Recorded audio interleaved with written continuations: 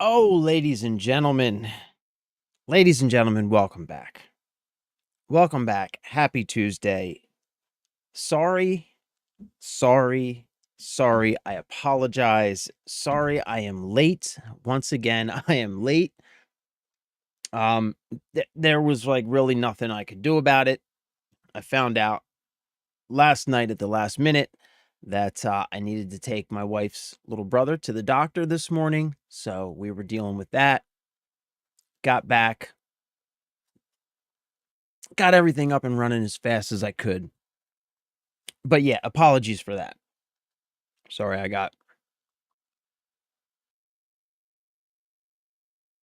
just give me a second. Anyway, yeah, apologies for that. Totally on me. I would have given you a heads up if would have known, but I didn't know. But anyway, that aside, I feel like we're all like probably at this point pretty used to me being late, right? I feel like I've been late a lot recently. So that aside, welcome back. Happy Tuesday. I hope you're having a wonderful morning. It's actually pretty nice outside, at least where I live this morning. Started out pretty cold, but the sun's out now. It's warming things up. It feels like maybe spring is I don't know, man. It's just I don't know when spring is going to get here this year, but it's halfway decent today, so I hope you're having a wonderful morning. Um yeah, mine's actually not too bad, all things considered, because it's relatively decent outside. Hope you're having a wonderful morning. And what was I about to say? I was about to say something. I had something that I wanted to say and I can't for the life of me remember what it is. Damn it. Damn it. Oh well, whatever. I am feeling a little bit out of sorts today. I did have a little bit of trouble sleeping last night. I've I've mentioned I've mentioned a lot that like I've been getting injured quite frequently in jujitsu. I think you know what I like. I realized something last night. Um, I'm a little bit. I'm older, right? I'm an unk, so I'm not young, spry, and virile like I used to be. I don't heal as fast. I don't move as fast, right? Like you could say that at least physically, my body is on its downward slope, right? Like my reflexes are just a little bit slower every day. My mental acuity is a little less sharp every day. Um, I heal a little bit slower, especially, which is the big thing. And I think I get hurt a little bit easier. And I'm carrying around, multiple decades worth of injuries now too. Like as you go through life, you rack up injuries, and like when you're younger, and like sprain your ankles a lot, playing soccer, and you injure injure like your knee, like I have a bad knee. And like when you're younger, these things heal and they kind of go away, right? But then they'll crop back up as you go through life. Like you might injure that same knee again. Like my left knee's been injured multiple times, but then they heal and it goes away.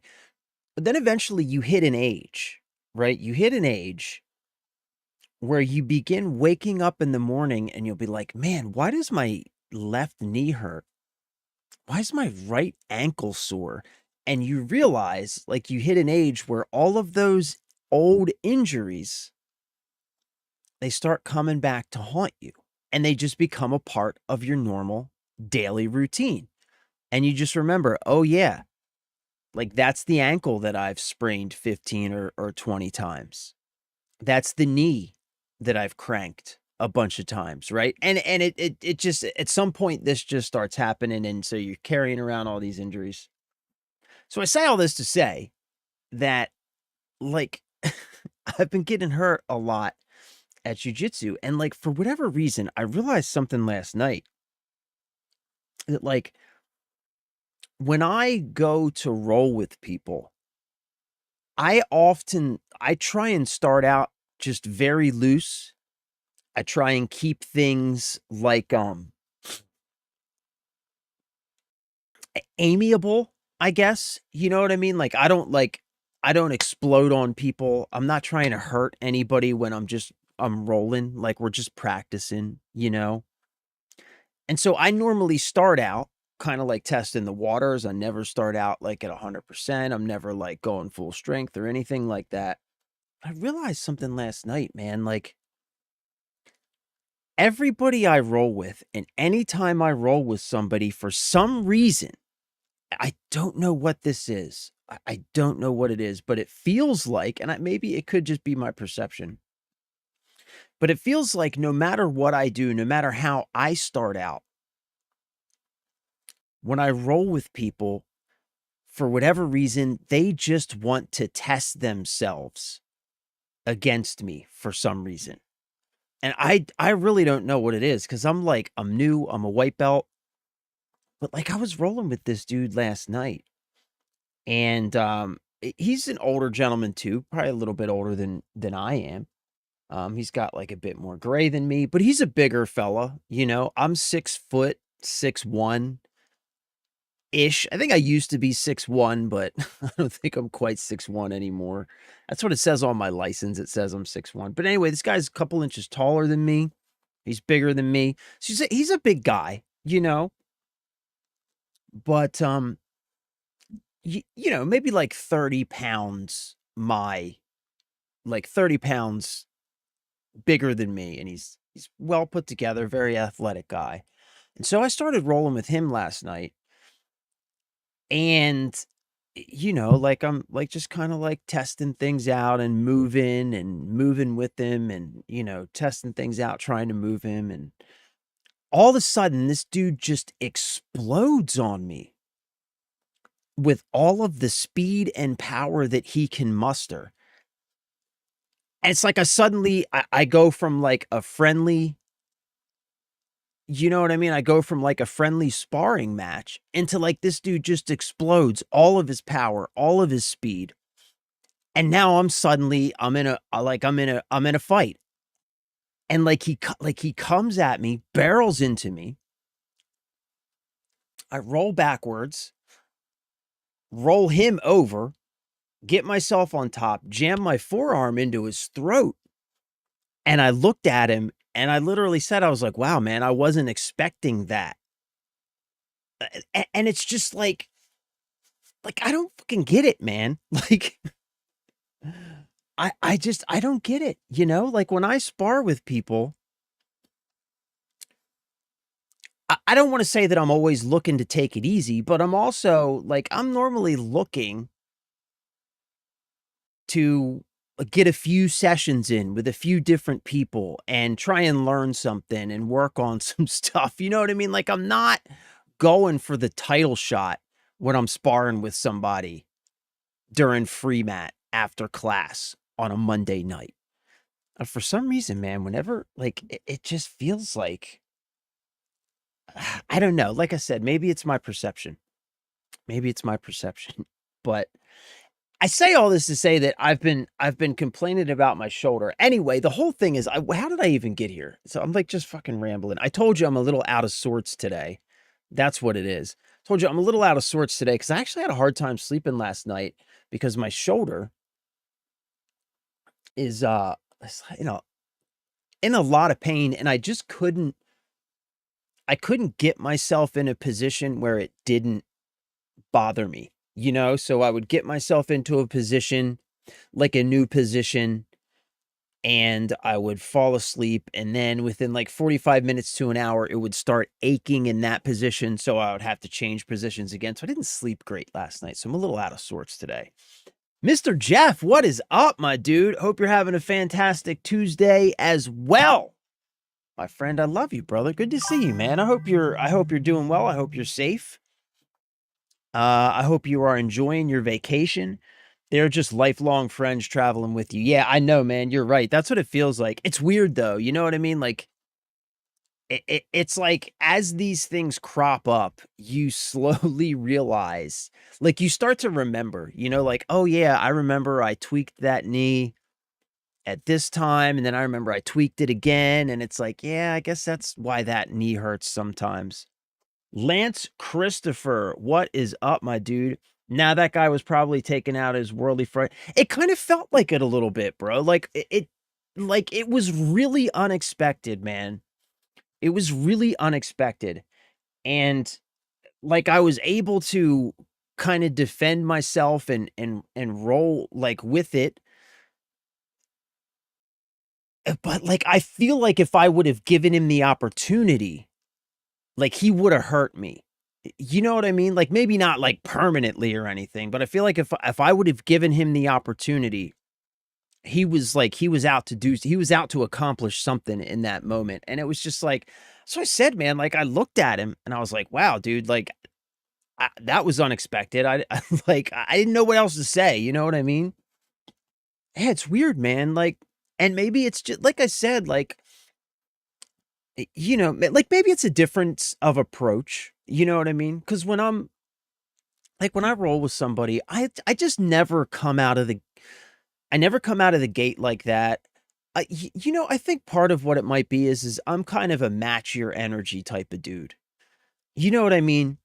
So I'm kind of gonna just give back whatever I get. I'm not the type to turn up the volume, if that makes sense. But if you turn it up, I'll meet you where you are.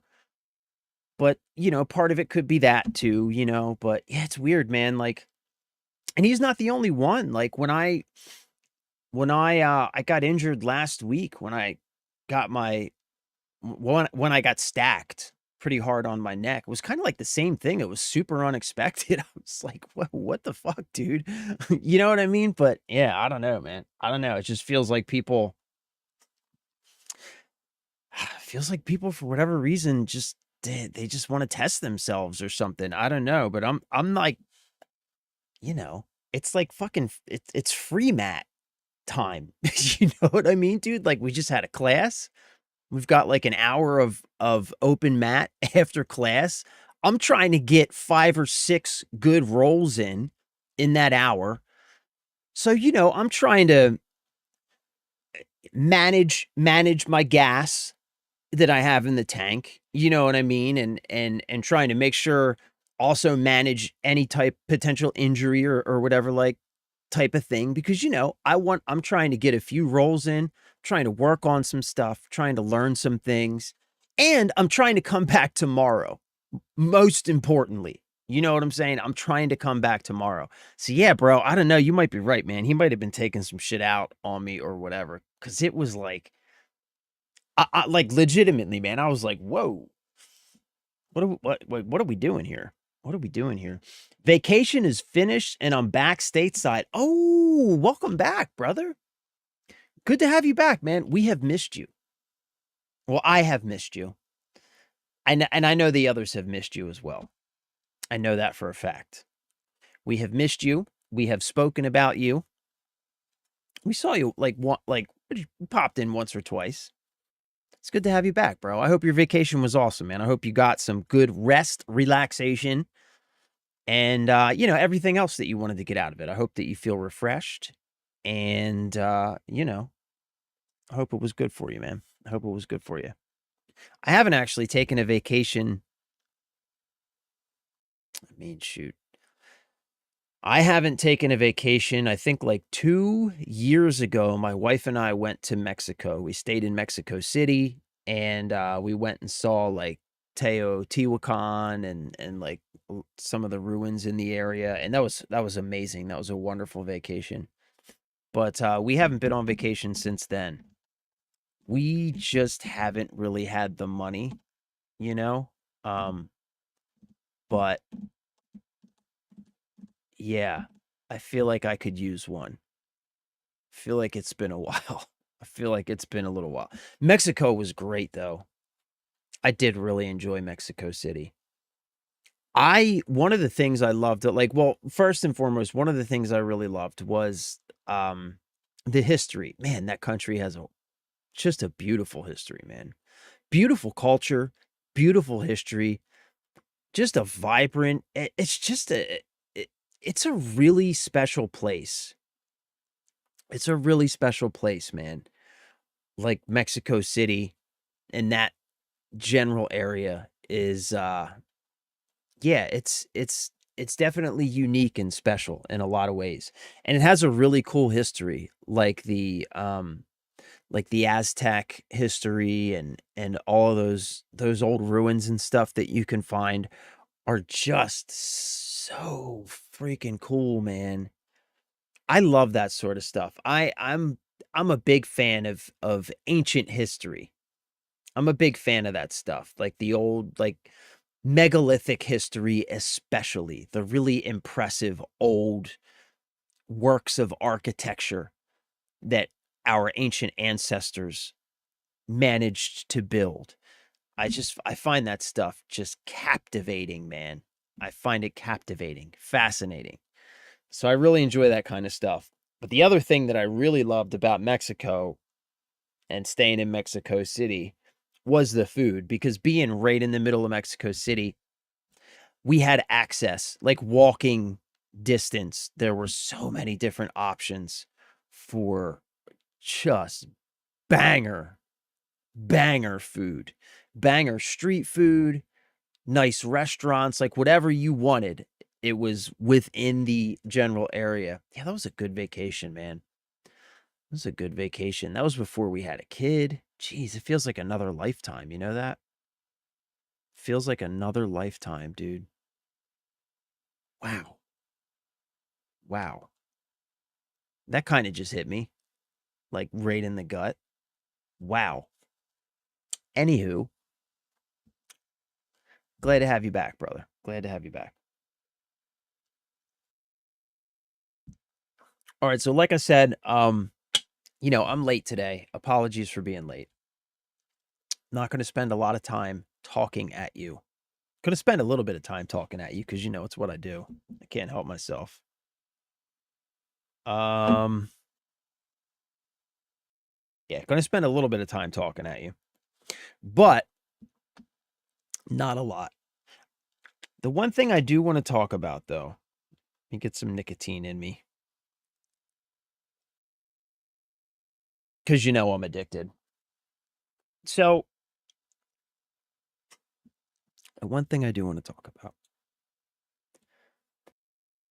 So I think I'm probably like a couple days late on this.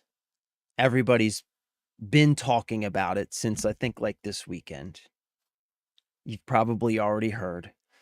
But this new game that just released called Mixtape. And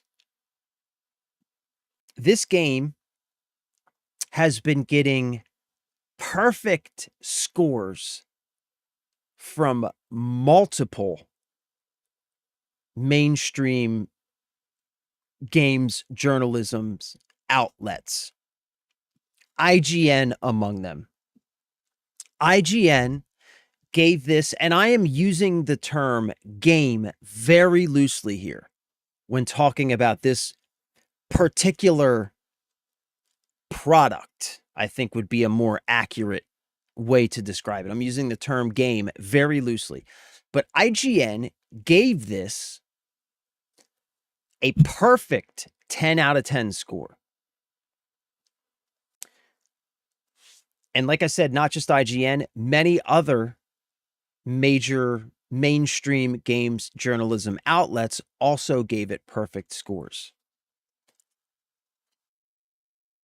And not a lot of games get perfect scores from these outlets, as they shouldn't. A perfect score should be reserved for something really, really special, right? 9 out of 10 should be like the excellent kind of baseline. And then when something is really, really special, it gets a perfect 10 out of 10. But many of these outlets have been given this game a perfect score. And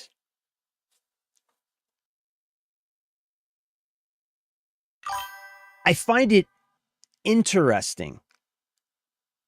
I find it interesting to think about why these outlets are giving this particular, and again, game a perfect score, when at the same time, we have recently seen some of the best releases that we have seen in like the last couple years coming out recently, with like Resident Evil 9, Black Myth Wukong, um, Pragmata, Crimson Desert,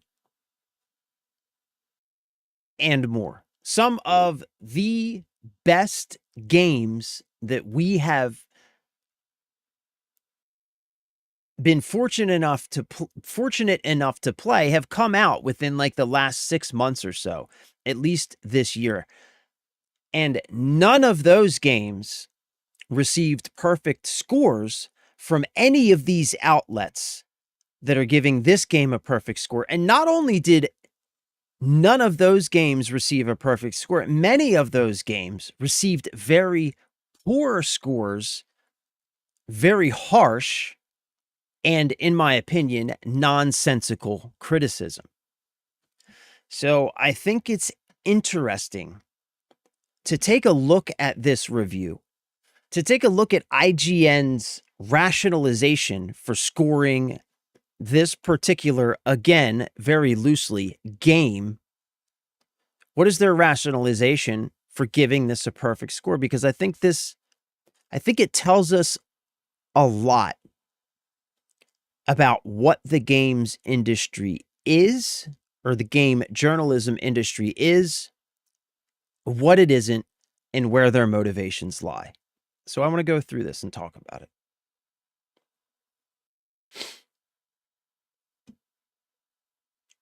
I just heard an alert go off. I have no idea what it was for.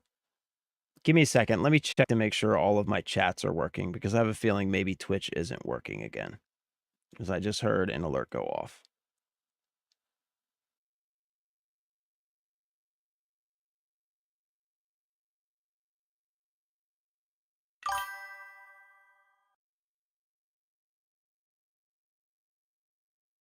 Yeah. I do not think that I am getting chat from... Okay, nope, Twitch is working. Okay. All right, we're good. Okay, I have no idea where the alerts are coming from. So if I miss something, it's just because I can't see it. All right, so mixtape review by IGN. Again, perfect 10 out of 10 score. This review is written by Simon Cardy and was released on May 7th, 2026. True nostalgia isn't the replication of a specific place or time, but of a feeling. I have to disagree with that.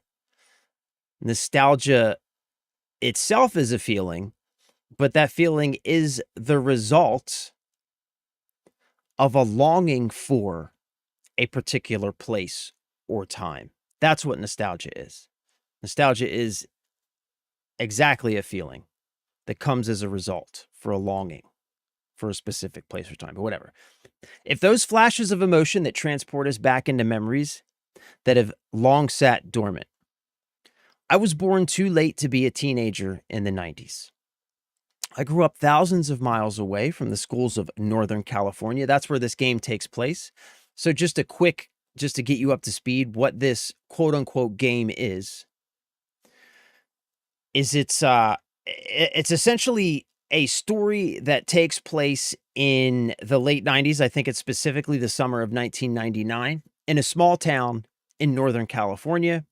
And it involves three high school seniors who have just graduated high school and are getting ready to go off into life. So that's kind of the setting, the premise for what this game is, right? So I grew up thousands of miles away from the schools in Northern California. I've barely stepped onto a skateboard outside of a couple scraped knees in the summer of 2003. But none of that matters. And Mixtape knows it. Australian developer Beethoven and Dinosaur fills each and every moment of its coming-of-age tale with incredible music, perfectly hand-picked to set the tone for its free-flowing chapters in a way only nostalgia can. As original as it is reverential, it's a masterfully constructed dose of new memories hinged brilliantly on how they remind us of our own. So, like, first and foremost, like, can we just point out the fact that this is a story written about Northern Californian American teenage culture in the late 90s, written by people in Australia who did not grow up in America in the late 90s, let alone Northern California. They were in Australia, being reviewed by someone who is too young to have experienced said culture of America in the late 90s. So the irony there is palpable, is absolutely palpable. And I think it tells you everything about the, like, already, not everything, but is already at least giving us a hint as to what the real motivations are behind all of the praise and love being thrown at this game by mainstream journalism. These are people claiming to be nostalgic, but for a time they never experienced and a culture they were never a part of. So clearly it can't be nostalgia. So what is it? Obviously it has to be something else. Let's keep reading. Hopefully it's going to be revealed to us in this review because I haven't actually read this yet. I wanted to do it live and comment on it as we go. So these are my thoughts as they're coming to me. The coming-of-age story is perhaps my favorite framework in all of fiction. It is a good framework. The longing for a time I didn't live in and being given a chance to hang out with friends who never knew me are sensations I find myself coming back to often. This is far from the first video game to tackle the concept, of course, but it might be the first one to have nailed a tonal balance that hits just right for me. I've tried to enjoy the Life is Strange series more than once, but it's always leaned into corny territory just a little too much for my taste. Mixtape, on the other hand, feels more rooted in how actual people talk and is all the better for it. Sweet without being saccharine, thoughtful but never forced, and always funny. The story centers on Stacy Rockford and her group of friends as they look to make the most of their last day together and reminisce about past adventures before she skips town to chase her dreams in New York. You aren't given choices here, but experience these fully formed characters' hijinks and heartaches, warts and all. And they feel all the more realistic for it. That's not to say their recollection of those adventures isn't laced with flights of fancy, though, as they have clearly been embellished in Rockford's mind, allowing each to be presented with lashings of style as if they were playable music videos. So that's the first thing, right? I haven't played this, again, quote unquote, game, but there are many people who have played and talked about the quote unquote gameplay in this game. And essentially, what this thing is a very minimally interactive sort of like movie. It's like a 3-hour experience that plays out in front of you and that requires so little input from you that you can, quote unquote, play like 90% of the game without even touching your controller. So that to call this a video game is quite a stretch. And I think this for me gives us another hint. It gives us another hint as to why these outlets are reviewing this so highly. It's because we've talked about this before. These games journalists, they are not gamers. They are not part of the gaming culture, and they don't want to play video games. Look at the same outlet's initial review for Crimson Desert, a game that is by no means hard in any way whatsoever. One of the main criticisms that the reviewer for that game gave of that game is that the boss fights were too difficult. So these are people who are not interested in playing games, yet they want to be the authority on what makes a good game, and they want to tell you what games you should spend your hard-earned money on. That's crazy because they're not gamers. They're not a part of this culture. They're not like you. They're not like me. They don't enjoy video games. This is what they enjoy. This is what they want gaming to be. I got my bet. To me, it looks like the game has political agendas. Yeah, I think we're probably going to get into that. And yeah, the different continent is interesting. It's very interesting. And I would also like to see what are the age group of these people in Australia who wrote this. Because are they even old enough to have experienced the 90s? Because I experienced the 90s. But we said do the opposite of them. Yeah, that's true. We did. We did say do the opposite of them. Sub 2 in 2 days. Can't wait to rip them a new one for their opinion on it. Oh, I know. We're going to have a lot of fun with that. So it's an interactable movie / music video montage. That's exactly what it is. A game on rails, like Cryptic said. Yeah. Capital video game. Next gen version of Disney movie rides. Yep. Enjoy from the comfort of your own couch. That's exactly what this is.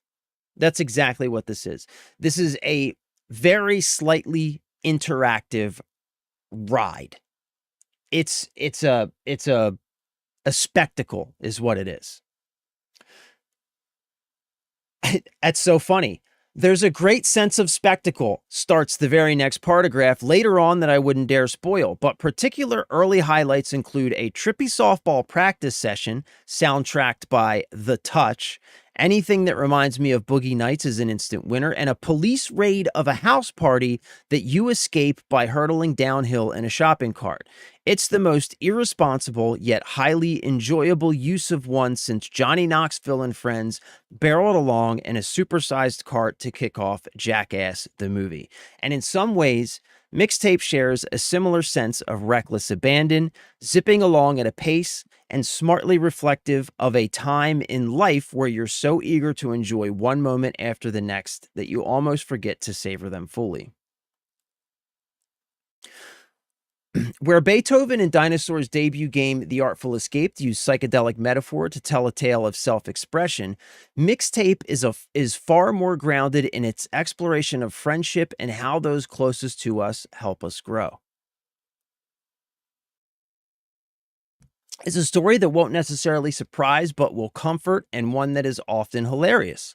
Like those aimless afternoons you'd spend with friends without any specific goal for what the day had in store, but you'd always end up learning something new about them, whether they'd planned on revealing it or not. Obviously, those unlocked memories aren't yours, they're Rockford's.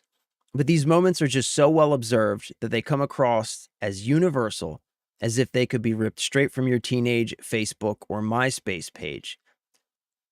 Says someone who never had a MySpace page. I had a MySpace page. In many ways, it's best to treat Mixtape well like a mixtape, with no knowledge of where it will go next beyond a trust placed in the creator. There's no interest in fail states or high score chasing here. I want to read that again.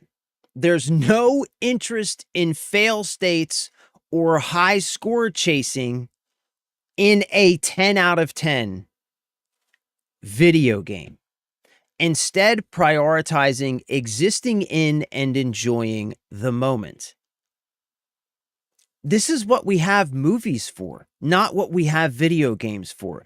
Its simple mechanics match its simpler times, with each twist aiming to elicit a fresh emotion through interactivity in a way that only video games can. Really?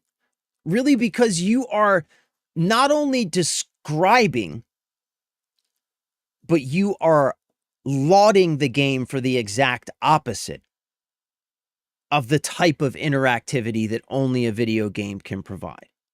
It feels a lot like you are far less interested in the very few aspects of this product that are video gamey and far more interested in everything that isn't. That can be as simple as hitting a series of buttons to headbang in rhythm to Silverchair's Freak, blasting out of a car radio, or designing your own slushies from a selection of flavors. Some, though, are a little more out there, such as the recollection of Rockford's First Kiss, where you take control of a pair of tongues. I've actually seen this. One on each analog stick, and awkwardly navigate some brace-caged teeth. That an option to press a button labeled "That's Enough" almost immediately popped on screen is very funny and merciful touch. So the same people, the same culture that had a problem with the father-daughter relationship in Pragmata is suddenly okay with underage graphic tonguing on screen in a video game where you literally get to control the tongues. Like, am I losing my mind here? Am I actually losing my mind here? The same people who had a problem with Pragmata, the same people who have a problem with the armor in what is it, Avowed 2 or whatever, they're okay with underage tonguing in this game because this game fits their culturally approved vision of what video games are supposed to be. Each memory sequence spawns from a keepsake found around the world that smartly serves as the key to unlocking cherished memories. In this regard, Mixtape is somewhat similar to What Remains of Edith Finch. Although I'd never say it carries the same emotional weight as Giant Sparrow's masterpiece, instead sidelining deep-rooted familial trauma for a focus on youthful joy. Any replay value is found in wanting to revisit these short pockets of fun. They won't change, nor will the relationships or conversations within them. But familiarity is at the core of nostalgia, and I can see myself treating Mixtape like one of those comfort films you pop on every couple of years. It's an incredibly honest, I think, unintentionally honest thing to say about this particular product. You know what's going to happen, so the surprise factor is gone, but spending time with characters whose lives are only a few hours long is still valuable. That's probably why I've played it through its roughly 3-hour campaign a full 3 times already. Says the same outlet who couldn't put 30 hours into Crimson Desert. Has already played through the whopping 3-hour campaign for Mixtape 3 times. Played through, i.e., they've already watched this movie 3 times.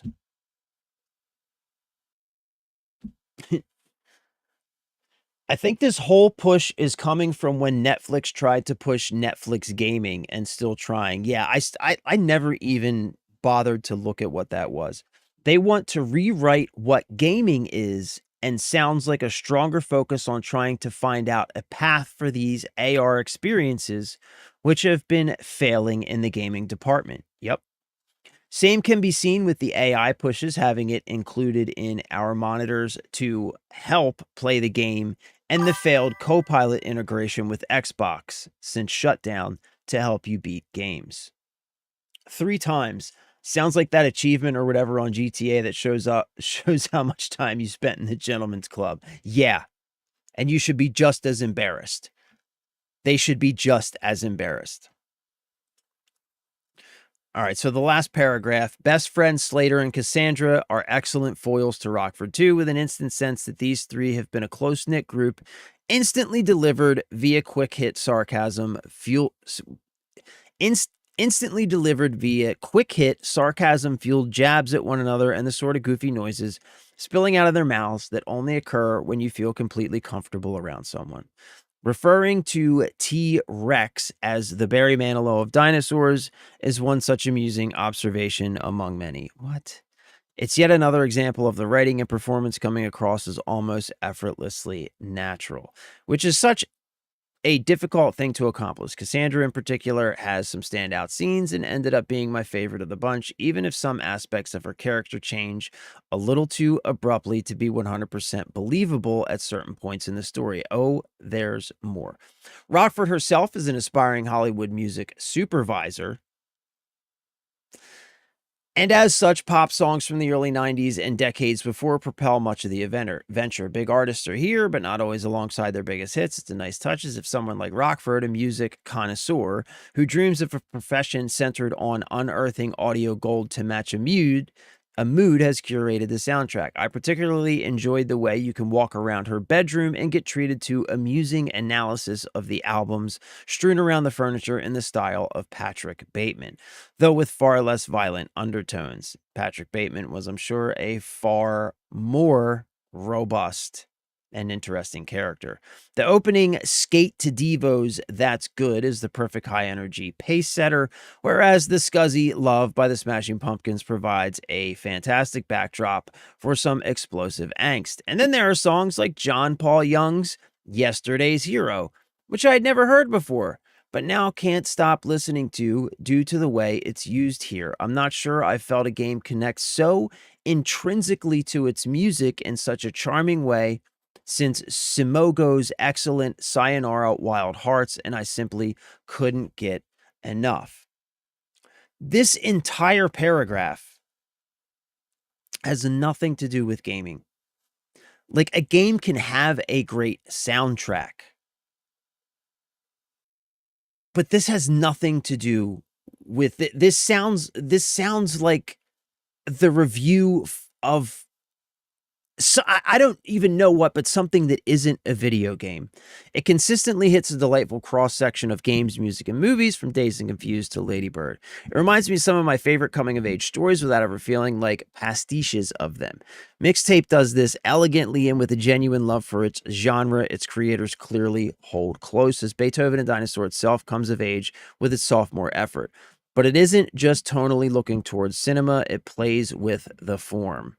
Looking towards cinema, in turn becoming a mixed media wonderland of a video game. There's the glorious, painstakingly handcrafted Spider-Verse-esque animation that enraptures at a glance, along with use of grainy live-action stock footage, music video-like editing rhythms, and fun fourth-wall breaks. It's not afraid to experiment and nerd out when it comes to stamping different styles on different scenes, and it's all the better for it, keeping things constantly fresh.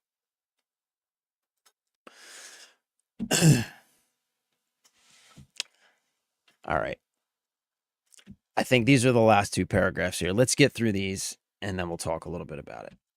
Look, I was always going to be a mark for Mixtape. As a coming-of-age movie lover, let's read that again. Look, I was always going to be a mark for Mixtape as a coming-of-age movie lover with an ear lent to guitar music of decades past, who often indulges in the bittersweet sensation of melancholy. Beethoven and Dinosaur may have made it just for me. And that's important. That's important. Because as we alluded to earlier,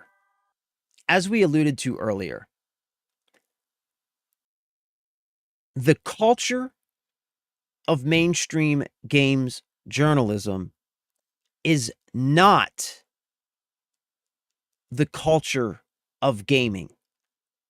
It isn't intertwined with the culture of gaming. It doesn't mix with the culture of gaming. It doesn't aspire to even know the culture of gaming. And even more, it directly clashes with gaming culture and despises gaming culture because of it.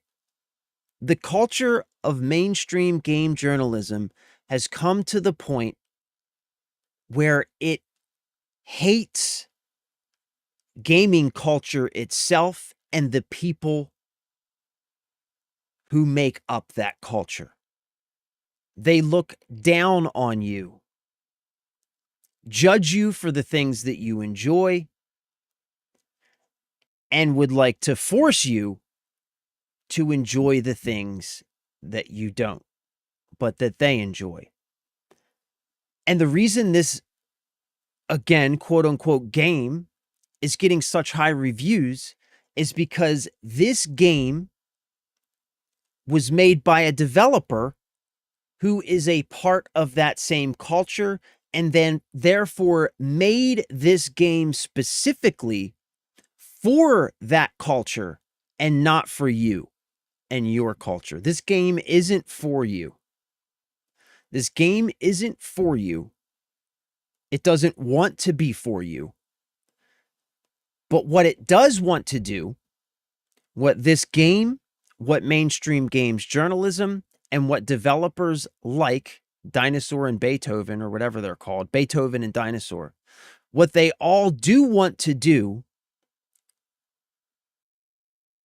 is they want to change the face of gaming to fit their culturally pre-approved vision of what gaming is supposed to be, to force it to tell the stories that they feel like it should tell,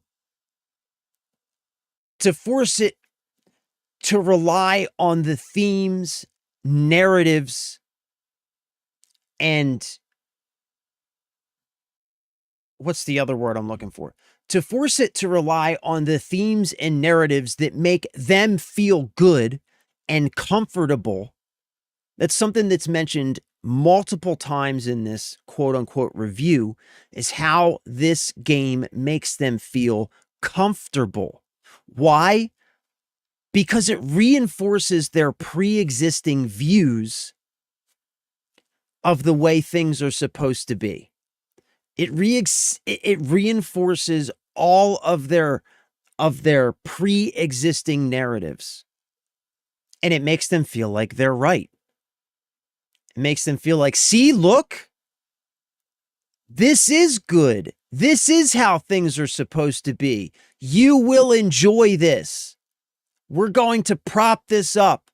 We're going to push this to the top. We're going to force this on you because this is what you should be enjoying. And you should feel bad for enjoying those other things that we hate. That's what this is all about. That's why this is being so widely celebrated in mainstream games journalism. And it is just proof that those people, that culture has no place with us here. They don't belong here. They don't represent us. They have no interest in representing us. And if they could, they would destroy the very culture that we love so much and all of the games that we love with it. So fuck games journalism. And fuck mixtape.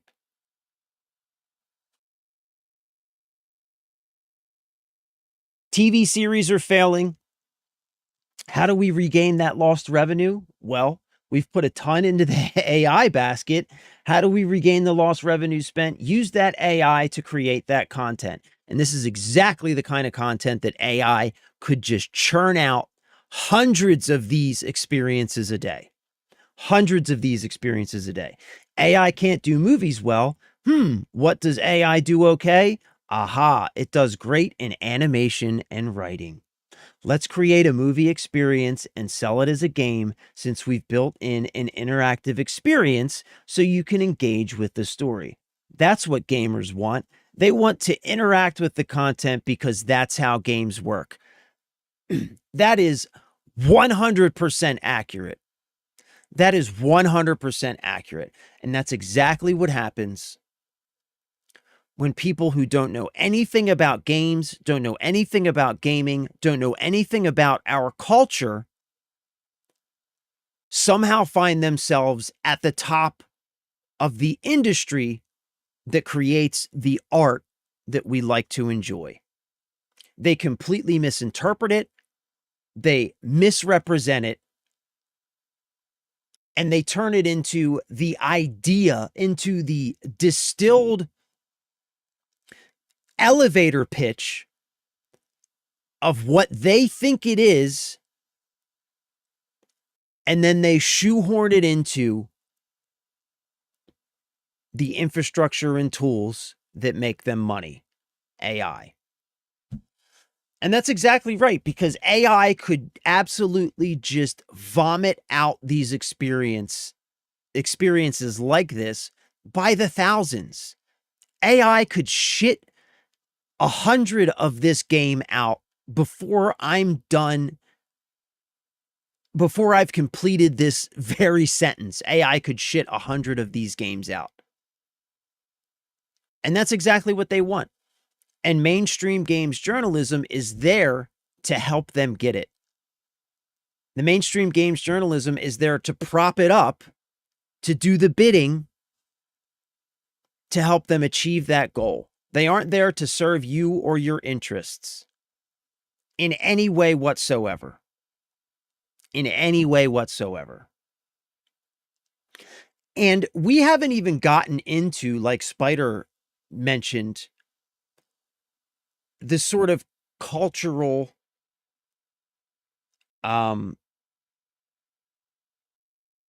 politically intellectual themes and undertones in this game, because I'm certain that they would probably fit a very specific mindset and worldview as well. I'm 100% certain that they would. I haven't even played the game, but I could already guess what kind of themes and ideas this game is going to celebrate and put forward. You know what I mean? I could already guess. Gia, I can't pronounce your name, bro. Gia ya Dav. What is up? Welcome. Thanks for being here. Appreciate you. Hello.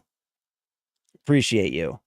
So, yeah, I think I missed the first half, but did you do your research on where the funding lives with this game? No, I did not. Using game lightly here. Yeah, quote unquote game. No, let's check into it. Let's look into it.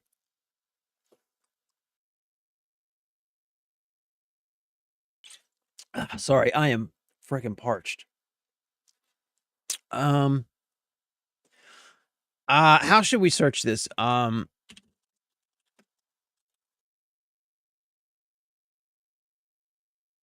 Where does what's the developer's name? Dinosaur, Beethoven and Dinosaur. Beethoven and Dinosaur.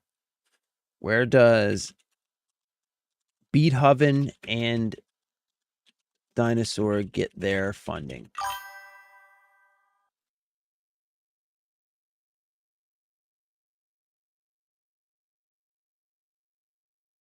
Okay, Beethoven and Dinosaur, the Australian indie studio behind the Artful Escape and Mixtape, has received funding from a combination of publisher, grant, and investment resources, most notably Annapurna Interactive.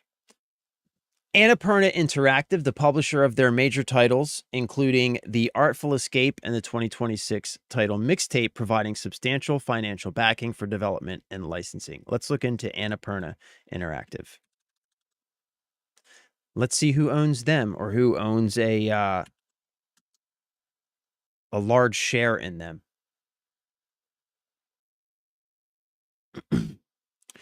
Annapurna Games LLC is an American video game publisher and developer. The company was founded in 2016 as a division of Annapurna Pictures. Let's see. Let's check.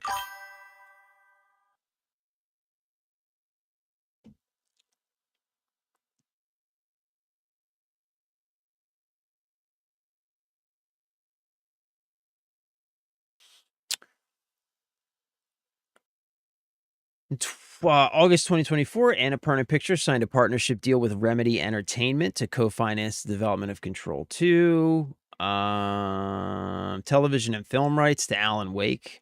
The deal was negotiated by Sanchez. He's the founder after leaving Epic Games. Okay. Sanchez met with developers. Bum, bum, bum, bum, bum, bum. Man, where can we find...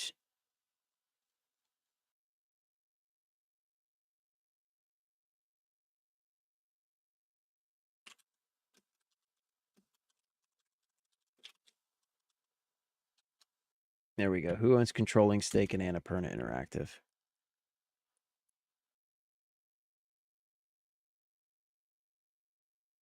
Megan Ellison holds the controlling stake in Annapurna Interactive. She is the founder and CEO of the parent company, Annapurna Pictures. Annapurna Interactive, Megan Ellison is the daughter of Oracle billionaire Larry Ellison. Interesting. And has used her backing to fund the company's ventures in film and interactive media. Well. Who is inextricably tied to OpenAI? Whose entire company and future is wrapped up in the success of OpenAI? Oracle. Oracle is so deep into OpenAI that if OpenAI fails, Oracle fails. So isn't it a little convenient that the company owned by the daughter of Oracle's founder happens to be pushing the type of media that can be very easily created with AI? Boy, there's the face I was waiting for. What about your favorite streaming app? Oh, don't even fucking get me started on that, bro. Don't even get me started on that. Yo, that, like, like, we cannot let this, we cannot let them win. We cannot let this happen.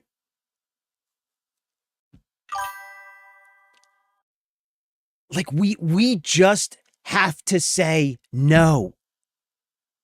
Just say no. Lion King said it best. It's the circle.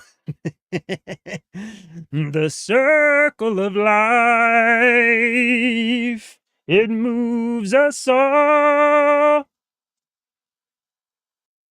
You are alone. Why are you streaming, man? Don't you feel disappointed? In you, yeah, I guess I'm a little disappointed in you that's like the best you could come up with to troll my chat. See, a little disappointed. Yeah, but I mean, that's it, bro. That's it right there. That's it right there. And they're all tied together, you know, because it's the publishers that fund the mainstream media outlets. So the mainstream media outlets push what the publishers want them to push, and they try and bring down what the publishers want them to bring down. And the publishers push what their stakeholders or the publishers put out and push what their stakeholders want them to put out and push.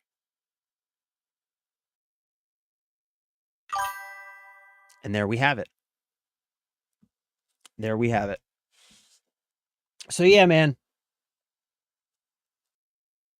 That's why they all love. That's why they all love Mixtape. The quote unquote video game. Crazy, man. You know, it's like, you know, what's actually crazy is it's like, it's like you don't want to believe that everything is a conspiracy. You know what I'm saying? Like you don't want to believe that, because it's just it's an awful world to live in where everything is a conspiracy. But when it comes down to it, like everything, at least in this country, and like you know, most of the world, I think, but at least in this country, everything's owned by the same small handful of people. They all go to dinner with each other. They all have the same agenda, right? And so, like when you see all of these connections, it's not coincidence. And like you don't want to believe that everything is a conspiracy, but as George Carlin said, a conspiracy isn't required when motivations align, right? Like there's no conspiracy even required because they all have the same motivations. They're all connected to each other. And it just is what it is, right? They're going to pursue their interests, and their interests are in so many ways in direct conflict with our interests as gamers, as like normal people down here in the trenches. You know what I mean? And so it's like you don't like to look at the world that way, but the reality is when you look at the world through an objective and just realistic lens, it is what it is. Yeah. Yep. It's like a really big joke that it's like a really big inside joke that we are all not in on, is exactly what it's like. That is exactly what it's like. Really big inside joke that we're not in on. And that I think oftentimes we are actually the punchline in. Which is why it's so important, you know, which is why it's so important that we like push back, that we support games like Crimson Desert. And that we push back when they come out, like just the obviousness of the 10 out of 10 reviews that this mixtape game is getting. The obviousness of it all. The unashamed, just like the unashamed balls on these people to just like put this crap out there and be like, say something about it. You know what I mean? It's just like, it's not, they're not fooling anyone, you know, like, and I don't think that they believe they're fooling anyone. I think that they just believe that they're big enough and loud enough to succeed because they know that all of the rest of the industry pieces will follow. They'll amplify this message and astroturf as much success as possible, which will then be used as an excuse to do more of this. None of it natural, none of it what actual gamers want, but that's not they don't care. That's irrelevant to them. That's irrelevant to them because all they need is the excuse to flood the market with this crap. And then what choice do you have? Right? Like, what choice do you have? Play this or don't play anything, right?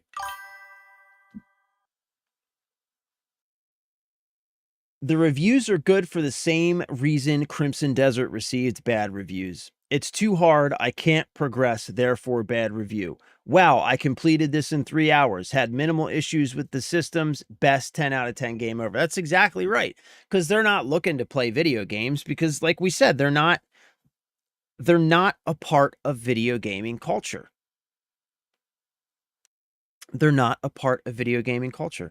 I just want to go back to this. I want to go back to this real quick though. What we just what we were just looking at. History.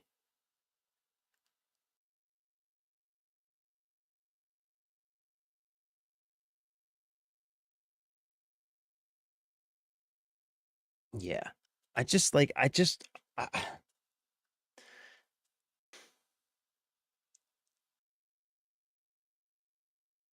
I want to try and succinctly state this point, right? I want to try and succinctly state this so that we can clip this shit and repost it fucking everywhere. Mixtape, a quote unquote interactive experience that's being dishonestly pushed as a video game, a slightly interactive movie, the exact type of media that can be vomited out by AI in the millions is being elevated, astroturfed, and pushed by mainstream games journalism, receiving across the board perfect 10 out of 10 scores. Just so happens to be made by the same company that is owned by the daughter of Oracle, the company that just so happens to be so inextricably tied into and wrapped up with OpenAI that their very future depends on the success of OpenAI. It's no coincidence that they happen to be pushing and amplifying the exact type of content that AI could push out in the millions as video games, as the product that you should buy. There's no coincidence there. That's fucking crazy, man. I never even thought to look into that, Cryptic. Like I wouldn't even have thought of that angle on it.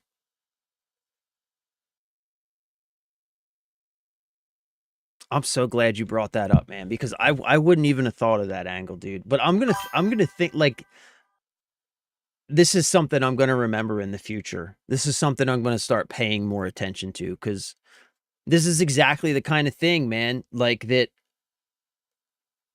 This is exactly the kind of thing that you don't always think about, you know?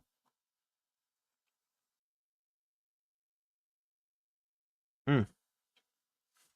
All right, sweet. Well, let's play some Crimson Desert because we've got a Raiden build to put together, and that's going to be fun.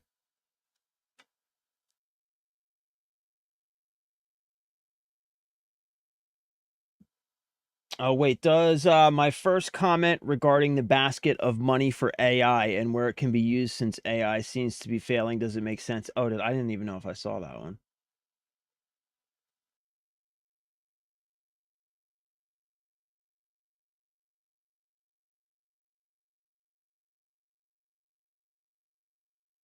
But yeah, it makes total sense. It makes total sense. I'm looking for it now.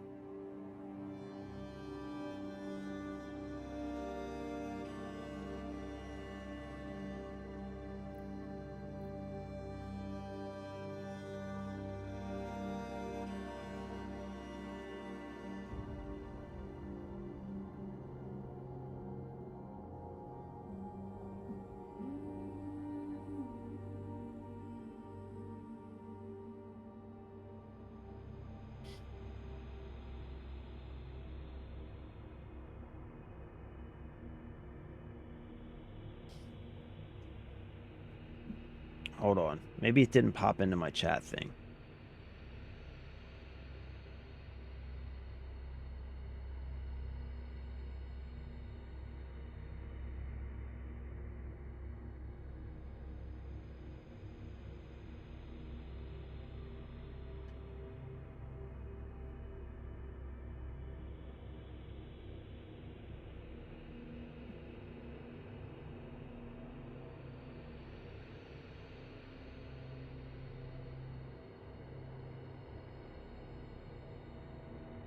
Oh, right.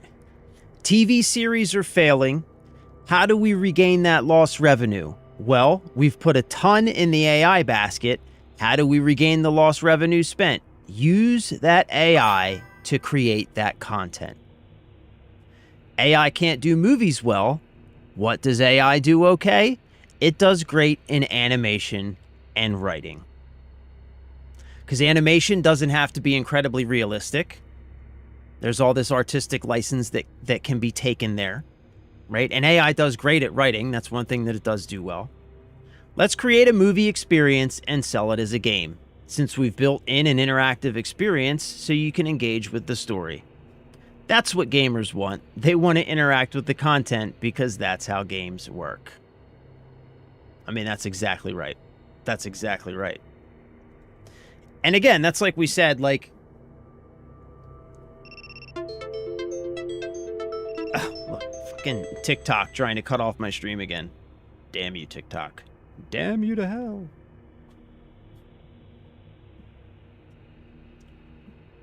So it appears Crimson Desert has been patched yet again since I last played. Anything worth noting? Oh boy. Oh boy, is there.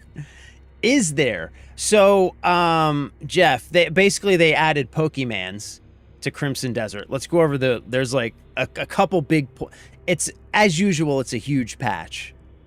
As usual, it's massive. There's a couple like big things though. So, new special mounts. So they added a whole bunch of different animals that can now be tamed as special mounts. So bears, boars, wolves, deer, mountain goats, cuckoo birds, iguanas, raptors, camels, lions, and tigers can now all be tamed as special mounts. Ferocious animals, you have to subdue them first, and then you can tame them. And taming works just like, building the trust with like a dog or a cat or something like that. They added a whole new UI in inventory for the special mounts. You can now change the saddles on these special mounts. So a whole new system for special mounts and all of the different animal types that you can now train or get as mounts. Also, for refining gear, they added an extraction feature so that you can now recover resources that you have invested into refining a piece of gear. You can now take that gear to the blacksmith and you can pull those resources back out if you want to move to a different piece of gear now and don't, have the resources to like refine all of the gear. You can pull those resources back out and put them into your new piece of gear. When you do this, special items, like the really expensive stuff, has a 100% recovery rate, and then lower tier materials, like the different ores and stuff like that, they have a 70% recovery rate. So that's the new extraction feature. They added some new combat skills for Unka, and they're going to be adding some new combat skills for Damien. They added sheaths for swords, so that when you pull your swords out now, there will be sheaths left behind. Just a visual fidelity type thing. Added more detail. They also added, this is super cool, Sigil of Valor. When equipped, pet dogs will attack enemies. This can be purchased from the secret shop in Pororin.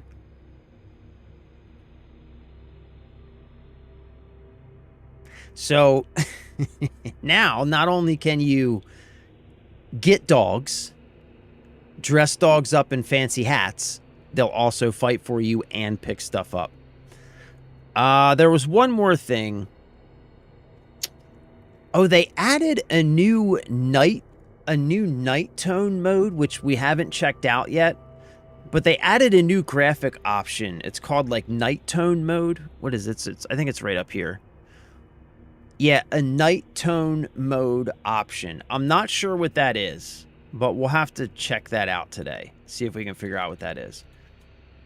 But yeah, those are the big ones. And then just a whole bunch of other stuff. Because like I said, it's a huge patch. But that's the big stuff. That's the big stuff. So yeah, basically they added Pokemans. So now your pets will fight for you, and you can tame and catch basically everything. Everything on 4 legs. You can tame, catch, ride. Yeah, pretty sweet. It doesn't say anything about whether or not it takes damage. I'm gonna say probably not. Probably not. Because people would hate that. You know? People don't want their dogs getting hurt. Oh, yeah, and the claw machine. And the claw machine actually has good stuff in it, too. Yeah, the claw machine at the Laughing Marionette Fair. It has some furniture stuff. It has some special headgear. And it also has Abyss artifacts and Abyss gears as well. So that's really cool. That you can get artifacts and gears from that is super cool.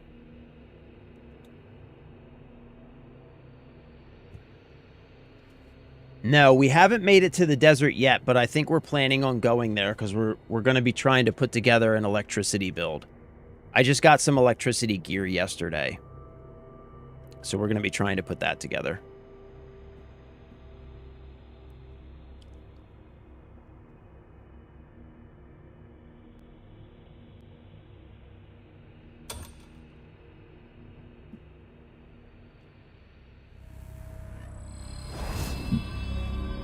Oh, man.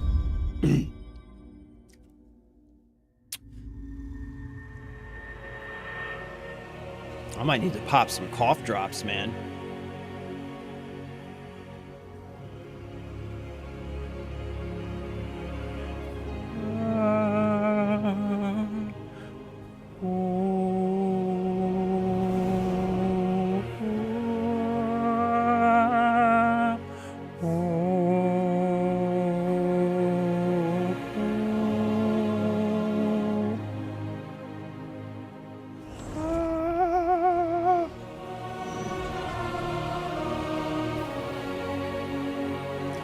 Do you know that you can get mods for this game? I didn't even know that they had mods for this game.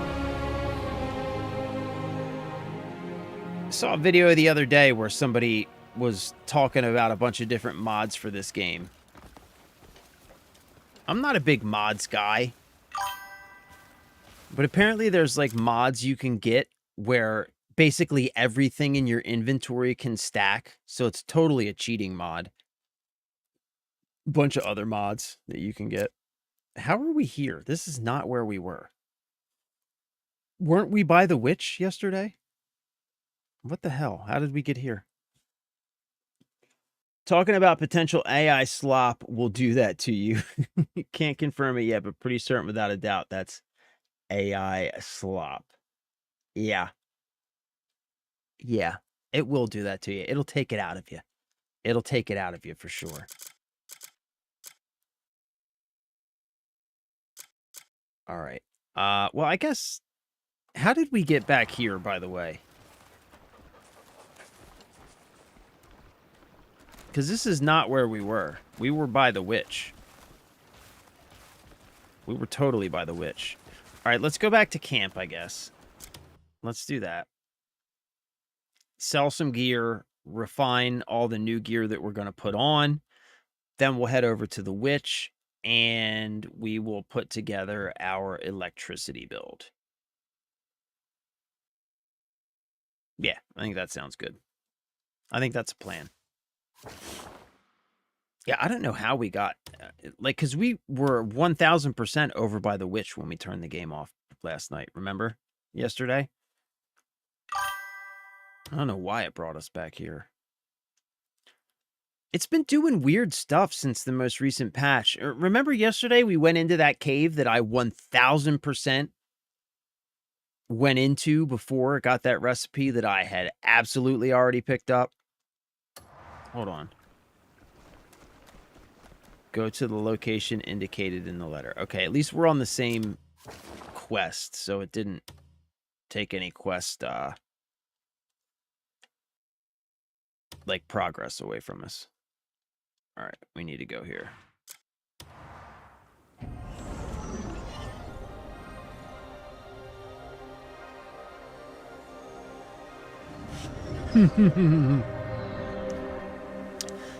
Yeah, for games like this, mods aren't needed unless you're turning all enemies to Thomas the Tank Engine. Yeah, I agree, man. I agree. I've never been a huge mod guy. I can see some circumstances where they can be pretty cool. Like, I've seen some really nice looking mods for like GTA 5 that just makes the game look like more modern, you know, because it's getting pretty old now. Like, I've seen some mods that make it look really nice, make it look modern, that sort of thing, you know. I've always liked working with my hands. But I was watching Small things this video the other day where essential. this guy had a bunch of mods for this game, and one of the mods that he had, it was called like Stacky or something, and it basically makes everything in your inventory stackable up to like 1,000. So it makes the inventory system just completely irrelevant. Like, you can just basically have as much stuff in your inventory as you want because everything stacks up to 1,000, and it's kind of like, I don't know, that feels a little, I don't know, cheesy to me, I guess.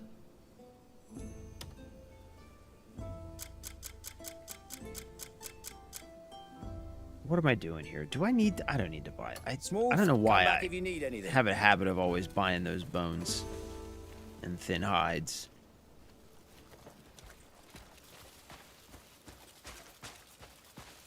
I didn't expect a day this quiet. I didn't expect a day this quiet.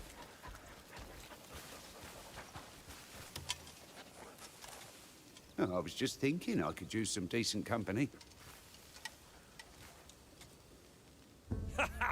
Masterpieces are all I craft. All right, let's sell all this stuff. Sell. Sell. Don't sell. Sell. Sell. Sell. Sell. Sell. Parachute axe. We'll keep that. I don't think I have one of those. Musket shield. I don't think I have one of those.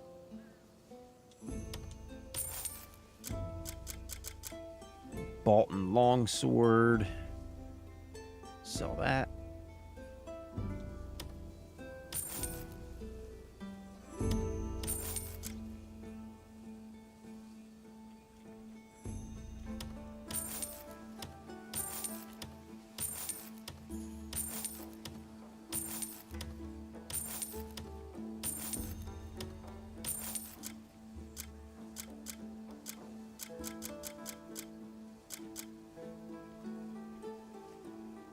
Ashclaw leather armor. Do I have one of these yet?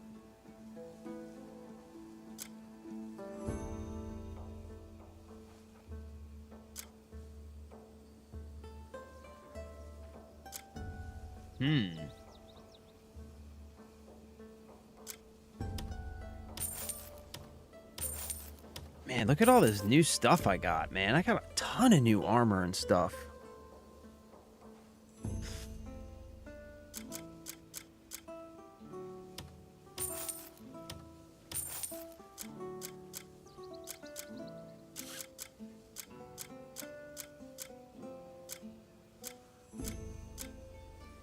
Ugh.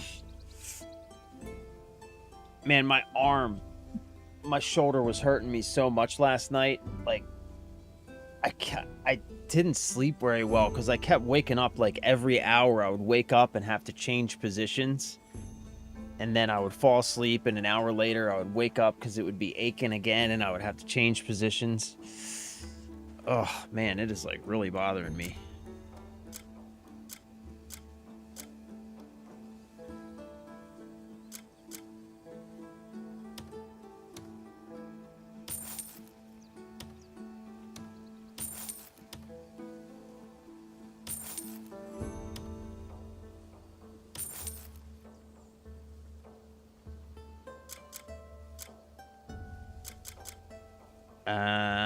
I can turn all that The stuff man's in, gear, right? blood is thicker than water. All that stuff that has that, Still. like, has those icons on them. Give all those to these Need guys, I something think. packed? You've come to the right person. Yeah, let's give this guy all this stuff.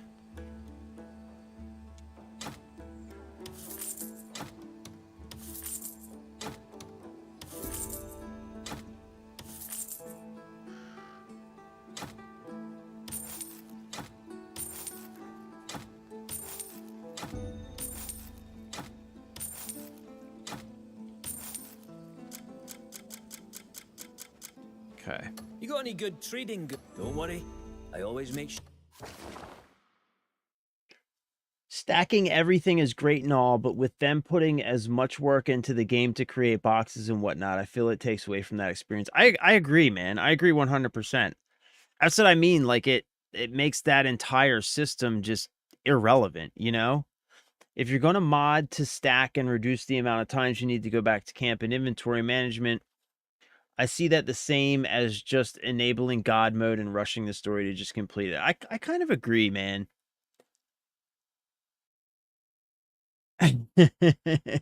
Daryl's puppy paw. Poor Daryl.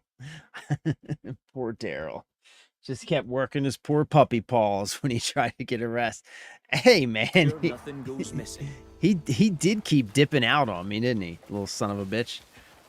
All right, I'll be right back. I got to use the restroom real quick, guys. I'll be right back. I will be right back. Give me like 2 minutes. I'll be right back.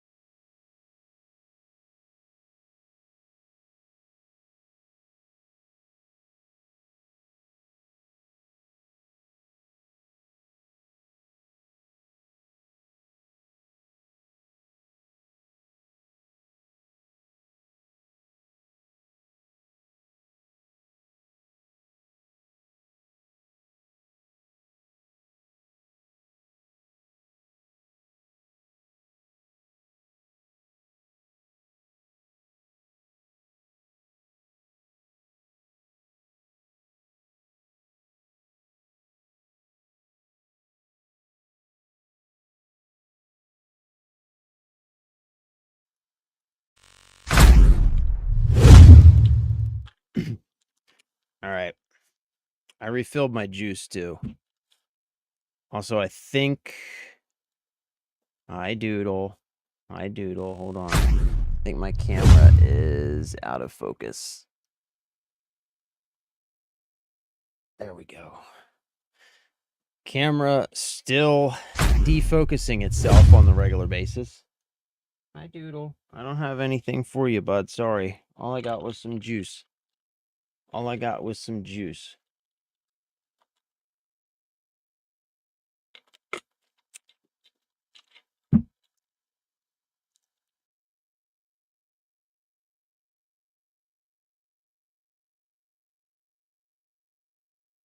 All right, what were we doing? Good day to you. I like how your pets all show up on the mini-map now, too. I am at a loss. I am at a loss. I'm at a loss, too, buddy. All right, so... All right, let's go drop some stuff off in the house.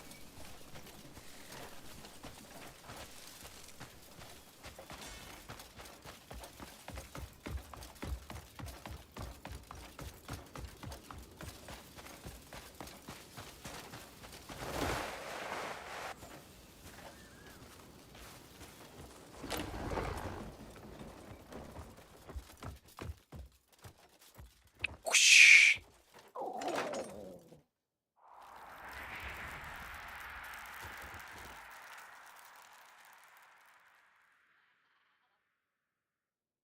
Guess I can keep the beer on me.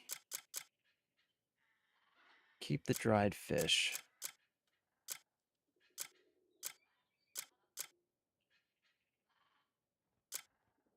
Holy water.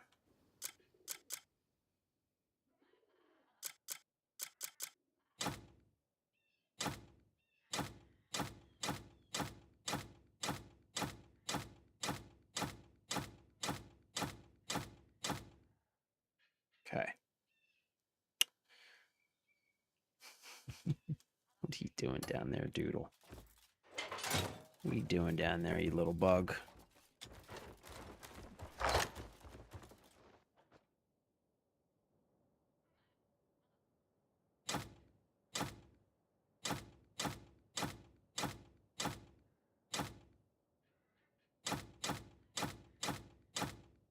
Damn. Almost out of small bones. I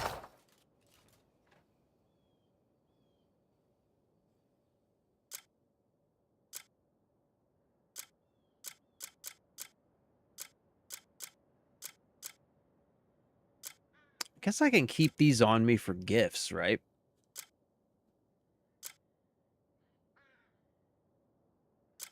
Yeah.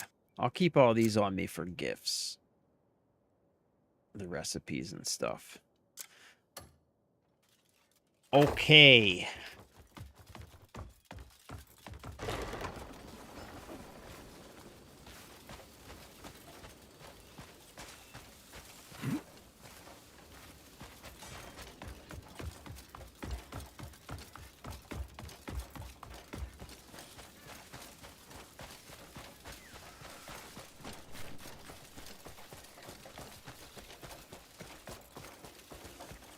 All right.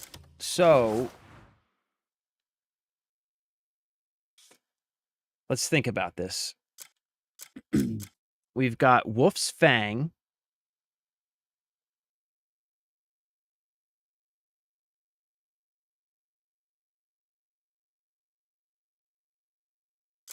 We've got Melted Ambition.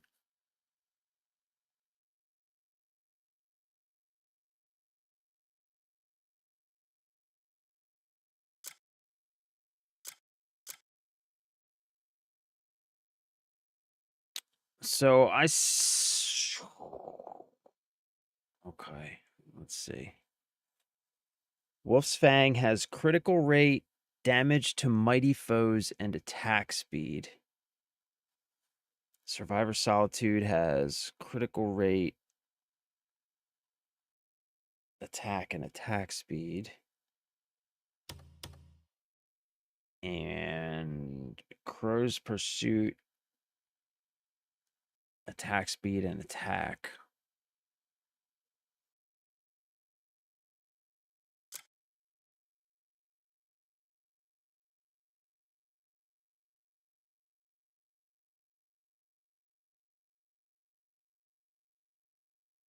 I wonder if I can stack those attack speeds.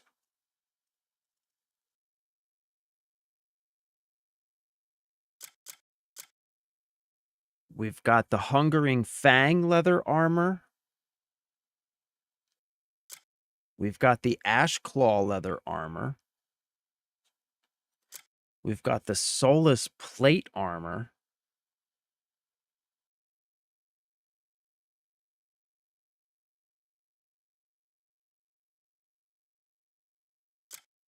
We have the Hungering Fang leather boots.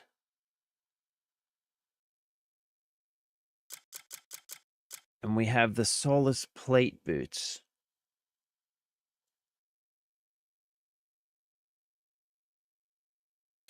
I say we just swap to the Hungering Fang.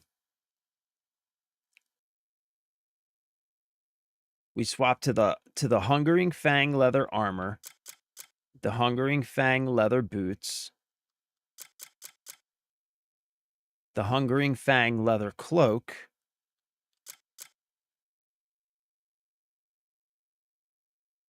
and the Jackal's leather helm.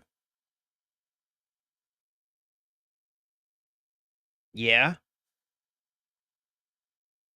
Yeah. I think that's what we do.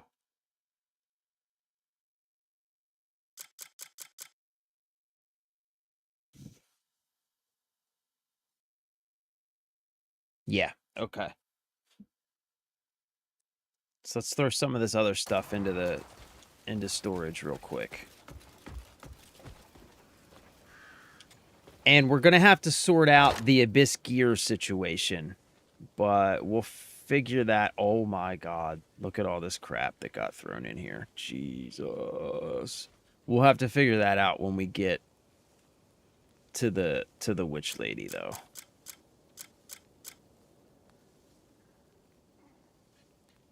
This has got a stamina reduction gear on it. We'll take this out. I'm going to take all the Abyss gears that I have with us when we go to the witch lady. So we'll take that out. There's Huando.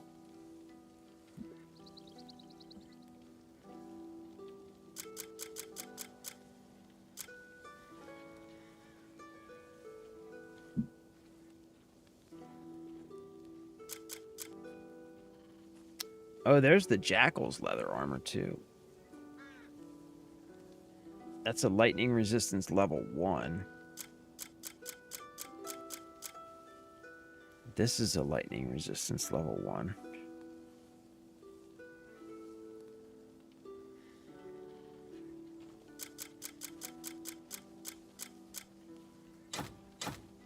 We'll sell those. Sell one of these.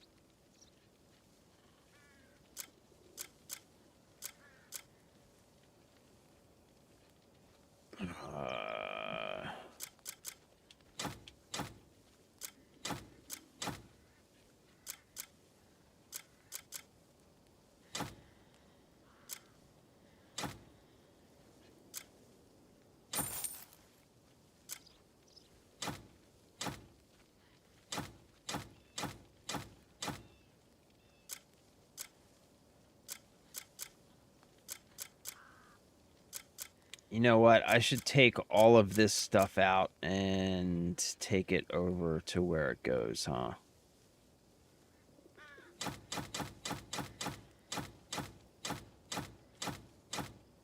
Yeah, let's do that.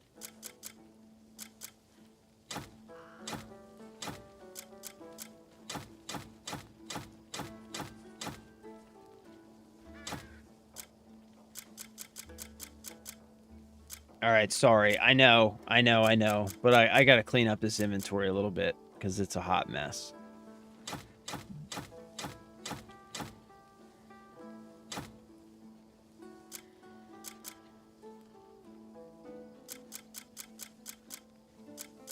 Yeah, see, I did have flame spears. I knew I had flame spears.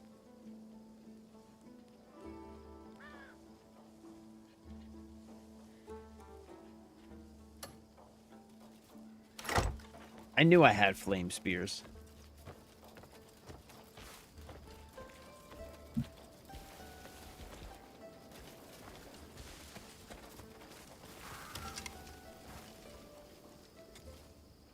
If there's anything you need,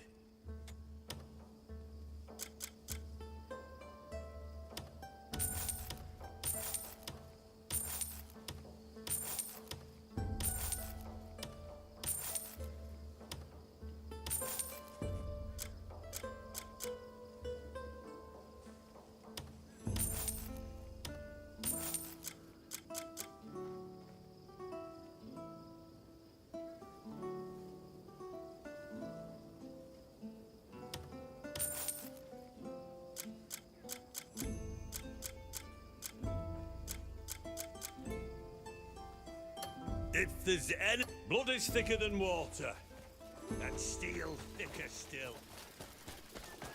But steel's thicker still.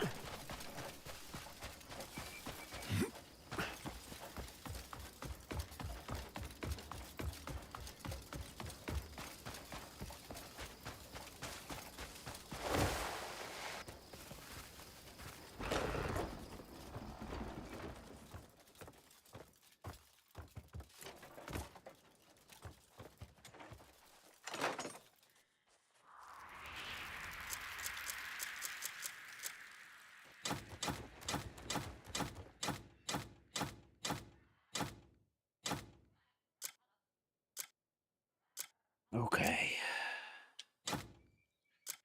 I have never once used a horse tonic. You know that? Not once have I used a horse tonic. Ah, man. Not once.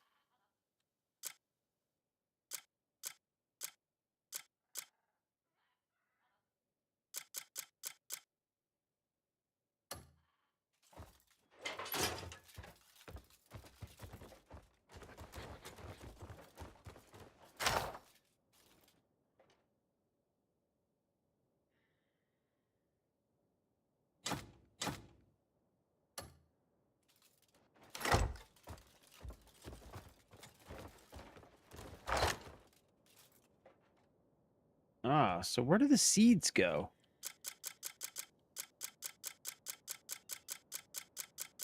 I guess the only place for the seeds is the other chest, huh?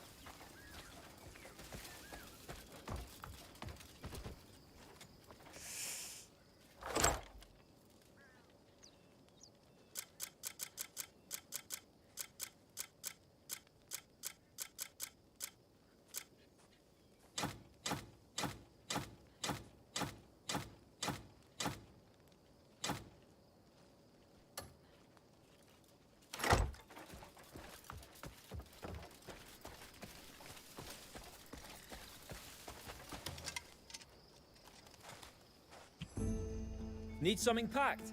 You've come to the right person.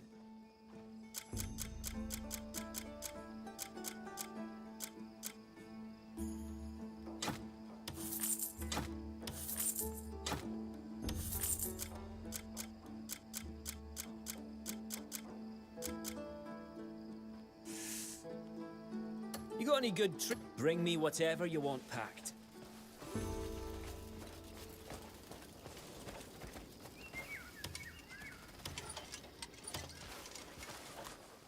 You want the finest work? You've come to the right place.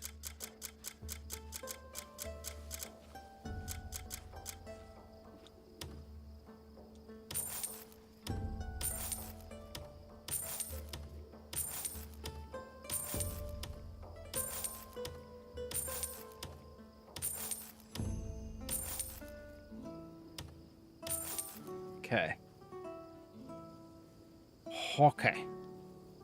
If you need gear, you come and find me. Here we go.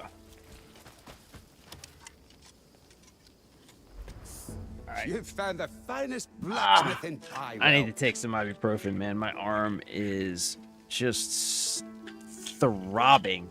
Just sitting here throbbing.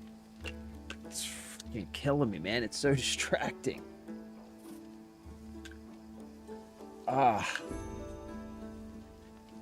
And I've got judo tonight. That's gonna be rough, man. Getting thrown around. That's gonna be a rough night. It's definitely gonna be a rough night.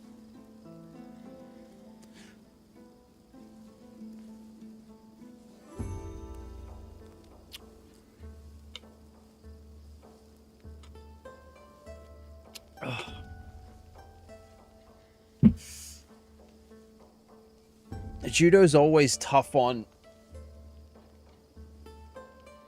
It's always tough on my limbs for whatever reason. It's a lot like you're getting grabbed by the arms and thrown a lot and stuff. Judo's always painful, man. Okay. So... we want to...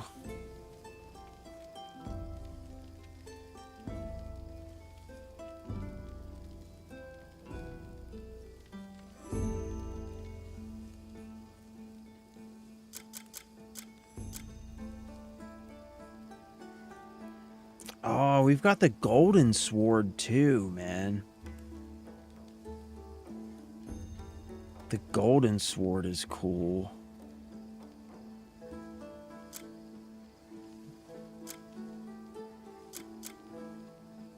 Let's do Wolf's Fang.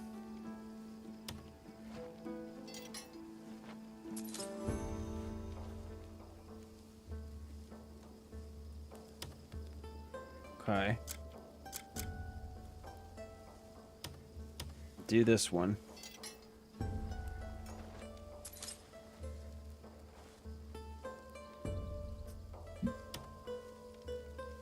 Let's do the golden sword as well.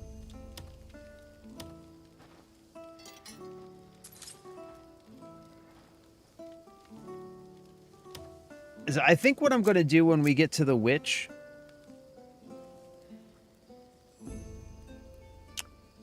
Could also do sword axe. Sword axe might be cool.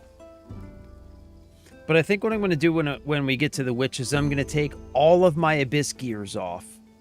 Combine everything that I can.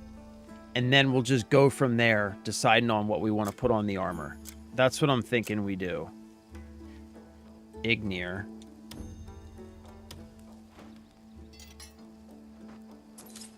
Okay.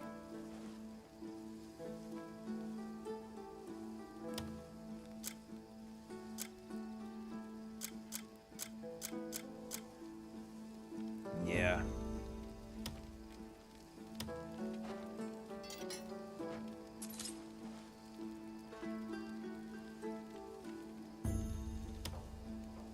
Do this one again.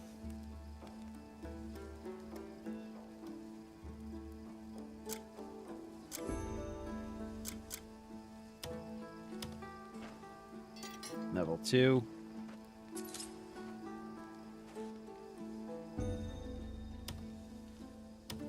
Level 3.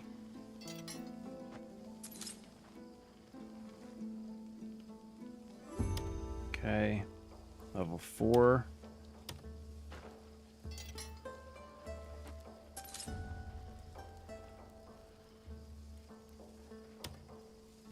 Okay.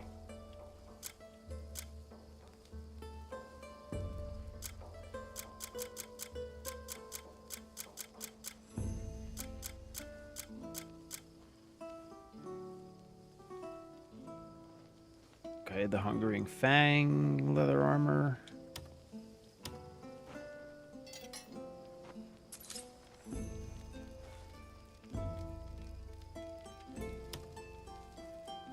Oh no. I need thick hides. Oh, that's no bueno.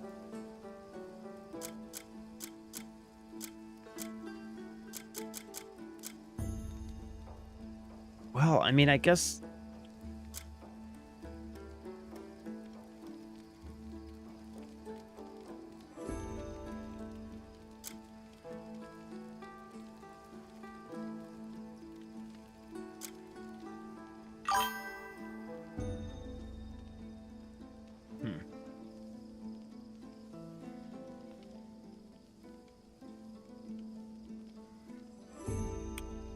Okay, let's go take a Want look. something?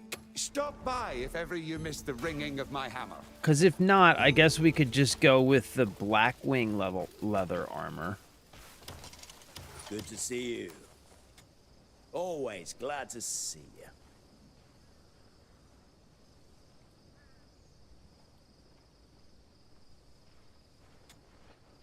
Take a look. See if you need anything.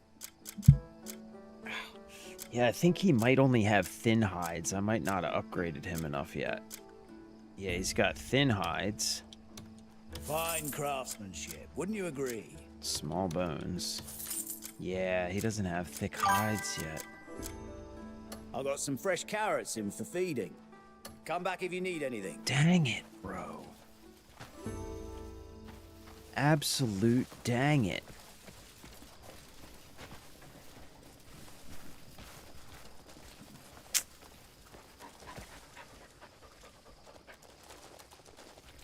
Yeah. Yeah, I haven't upgraded him enough yet.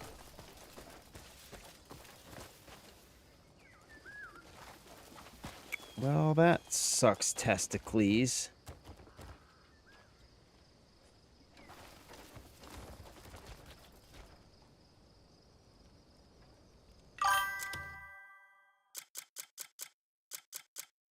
All right, let's see what this looks like.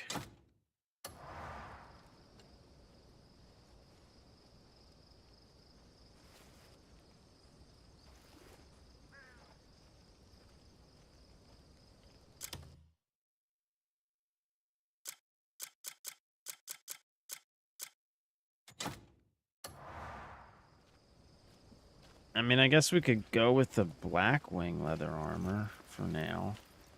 Till we get some thick hides. That is kind of unfortunate, though.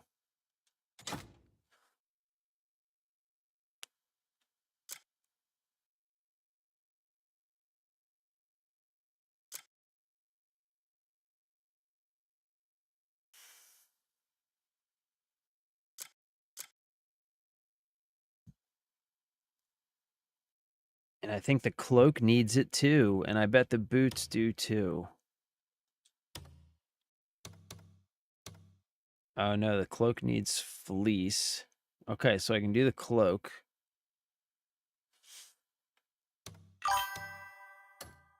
And the boots.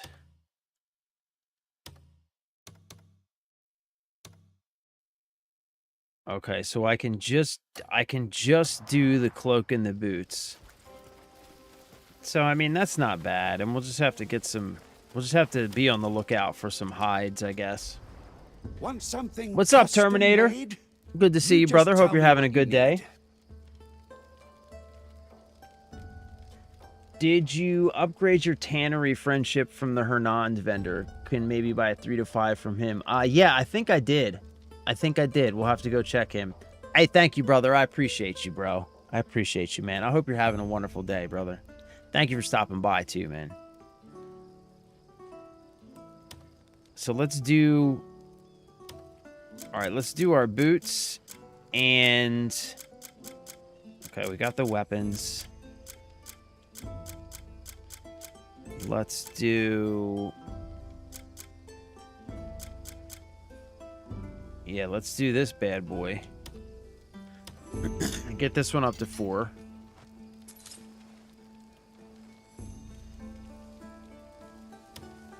Okay. Ooh, you need ivory to take that one to 5, huh?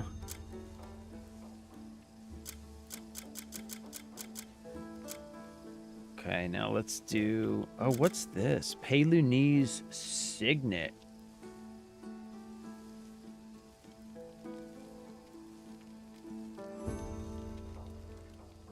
Ooh, this might be a good ring.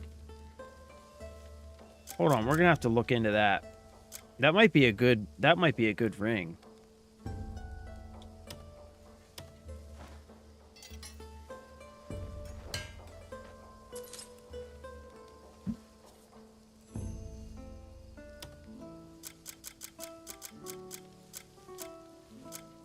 Okay, that might be everything.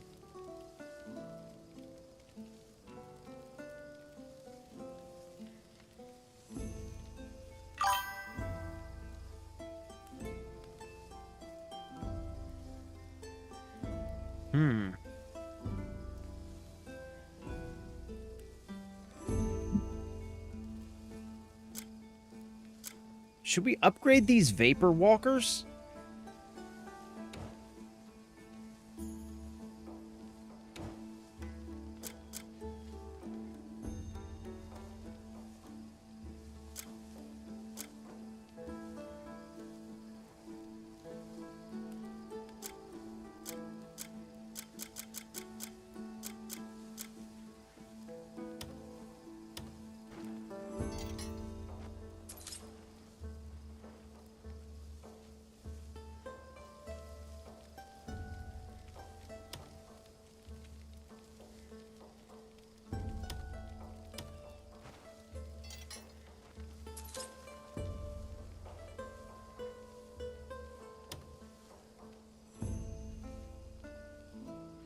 Ooh.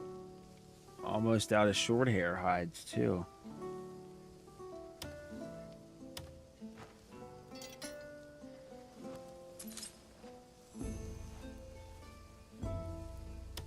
Dang.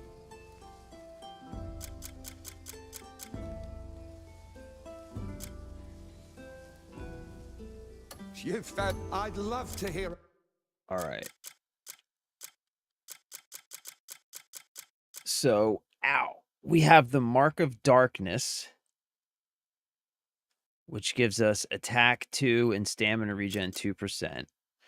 We have the Rough Bluestone Ring, which gives us attack 2 and stamina 2%. But then we have this bad boy, which gives us attack. Ooh, the Payluni's Signet Ring. Oh, yes, we're going to swap out rings. This gives us a 6-2 attack. That's pretty good. That's pretty damn good. Okay, we're gonna about your adventures. yeah, next time we're you're gonna here. rock this bad boy. Want something custom made? You just tell me what you need.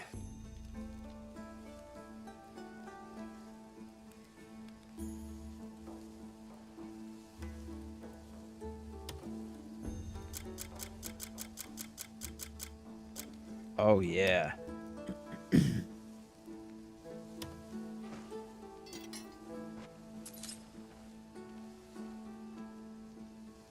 Yo, this signet ring. This is gonna be big, man.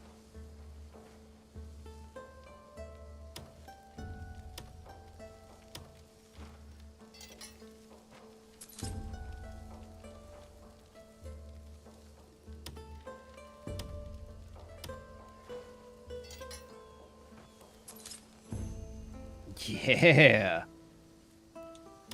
That's what I'm talking A about. blazing come see me. Now check this out.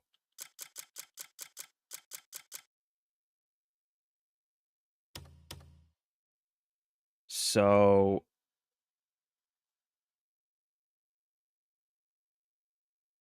wow. So we lose the 2% stamina regen, but we gain 4 to attack with this bad boy. I feel like that's worth it. That's pretty good.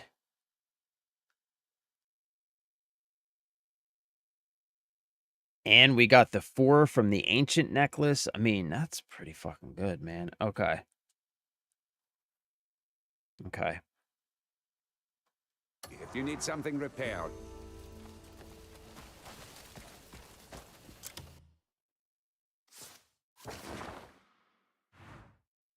Now let's go here.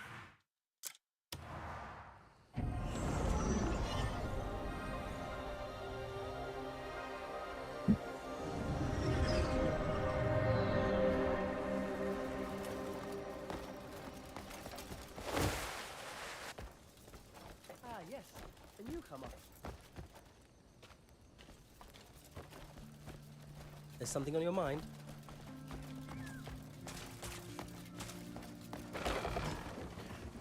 Hey, bro. You got any hides, my dude? I've got plenty of fine goods and all at fair prices.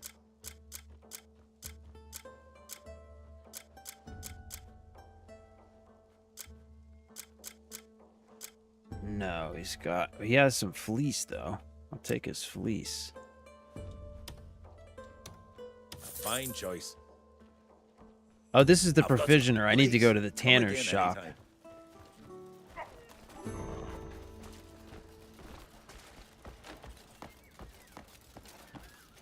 Wait, where's the tanner?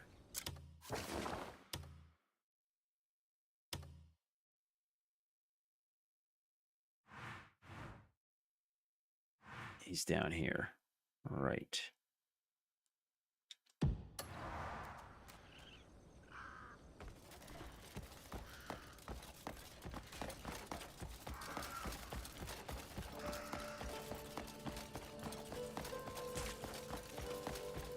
A pox on you!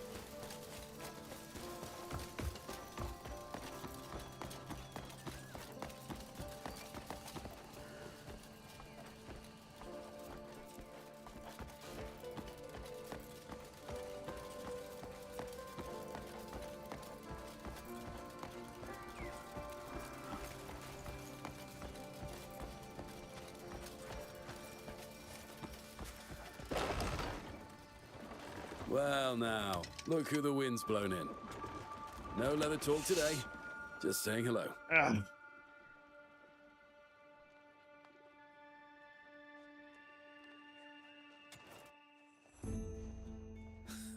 Leather like this doesn't There come we around go. every That's day. what we need. Let's buy all this. It's sturdy as can be.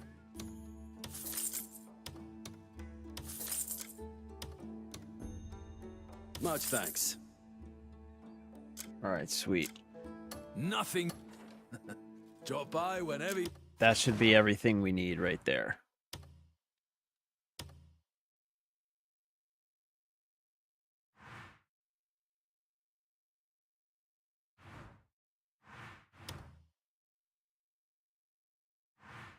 you please.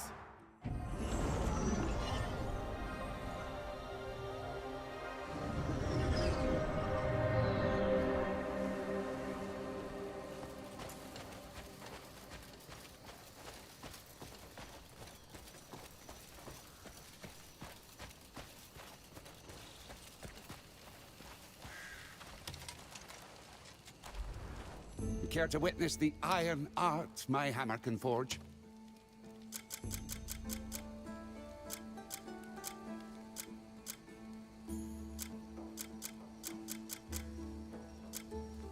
There we go. Nice.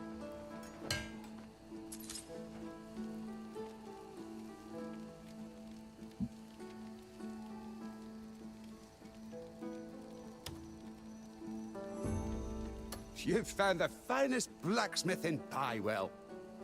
Come see me if you need something repaired. Come see me if you need something repaired.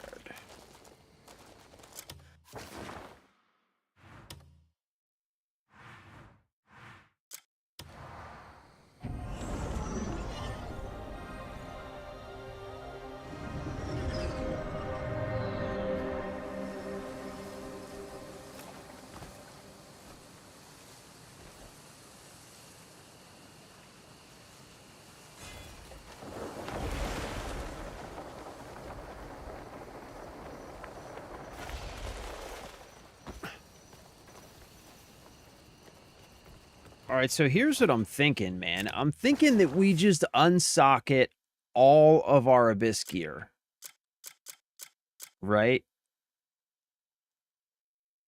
And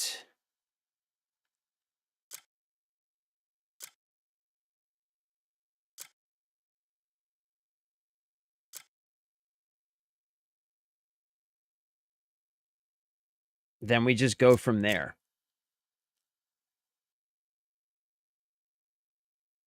That's what I'm thinking.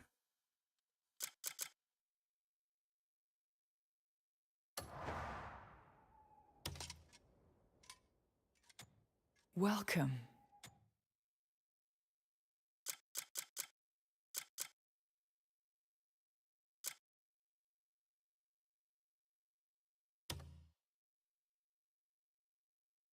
Your eyes betray a thirst for knowledge. Okay. Welcome. So let's extract abyss gear.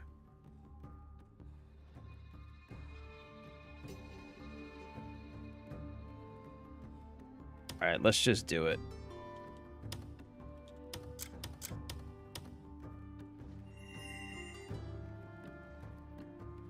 Okay.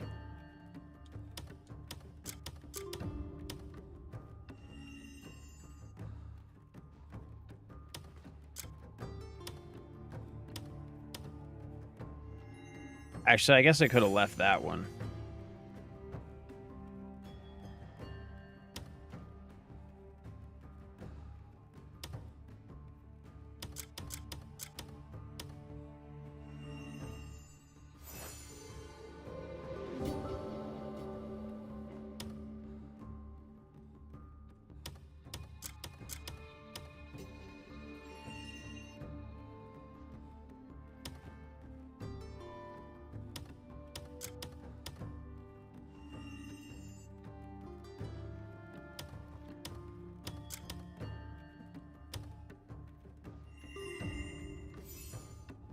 Okay. Okay.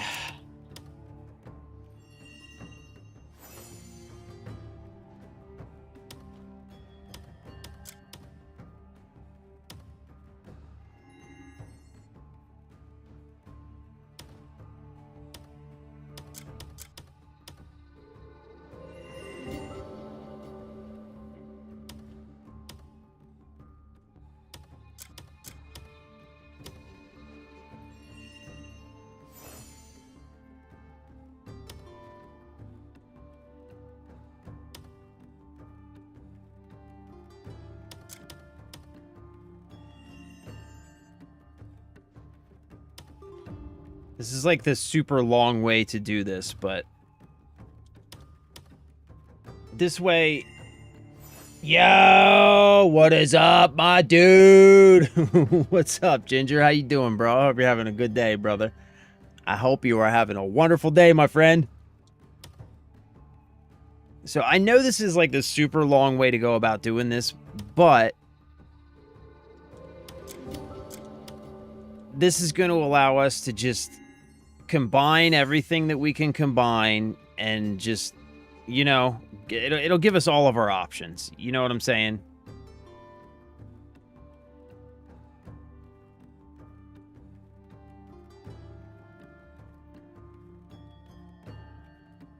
I'm going to keep Orbs of Lightning on there.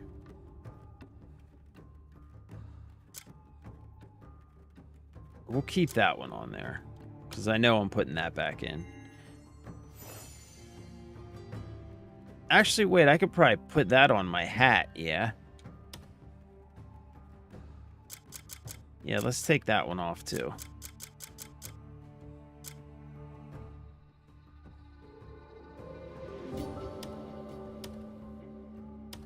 Yeah, we're taking everything out. Everything out of everything. This is going to give us a look at all of our abyss gears.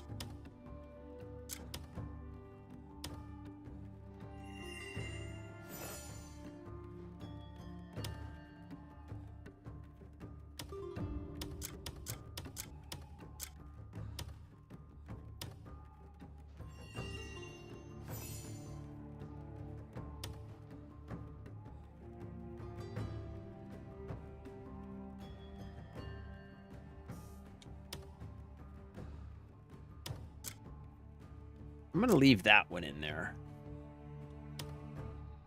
Because I know I'm not going to use that right now.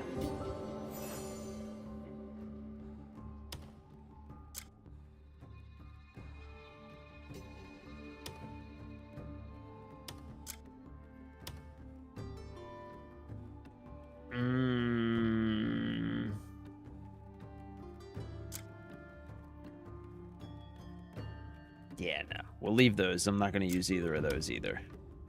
But we'll take these.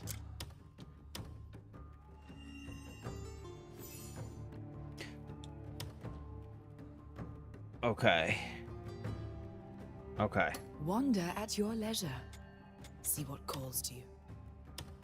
Synthesis.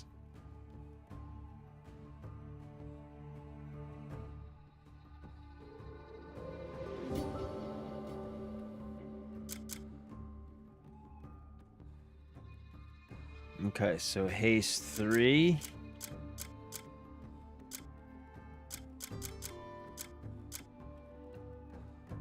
Okay, so we can make a haste 3. That takes 2 haste 2s. I have 3 of those. And a haste 2. That takes 2 haste 1s. I have 3 of those. So let's make a haste 3.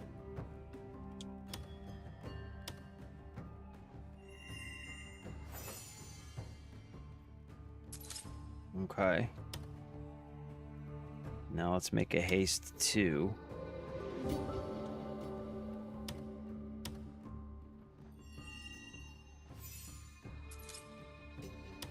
Now I can make another haste 3.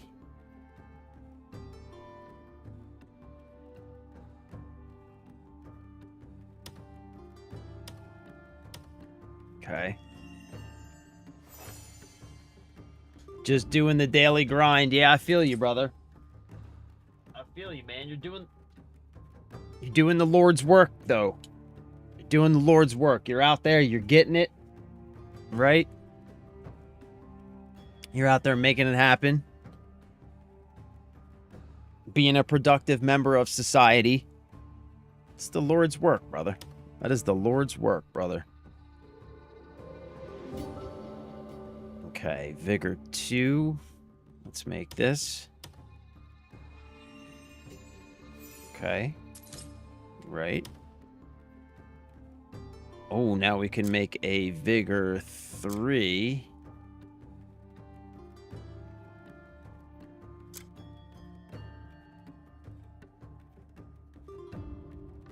Yeah, let's make this.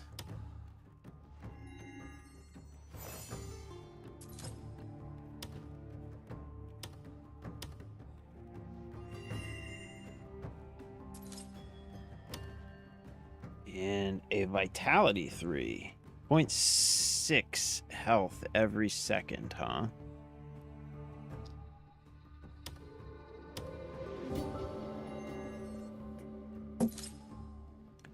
Alright, so that's everything we can combine.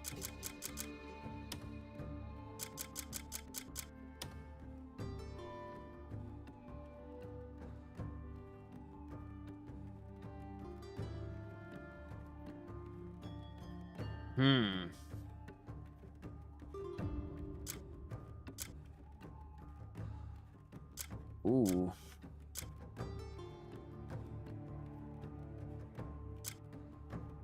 Damn. I'm not going to do that right now. Okay. Welcome. I hope you found what you sought. All right, now let's do this. So now let's put on all the gear that we're going to be wearing. So we're going to put on this. We're going to put on this. We're going to put on this. We're going to put on these. Right? What swords are we going to take? We're going to take this sword. And then, should we do Wolf's Fang? Or should we do...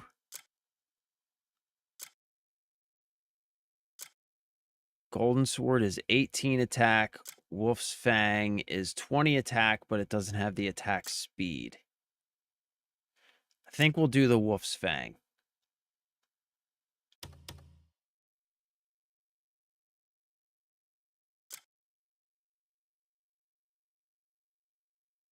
Yeah, we'll do the Wolf's Fang. Okay. Okay. All right, so there's our gear. What about gloves? I guess we're keeping the current gloves because I didn't grab another alternative for gloves. I should have grabbed some different gloves. Dang it. I definitely should have grabbed some different gloves.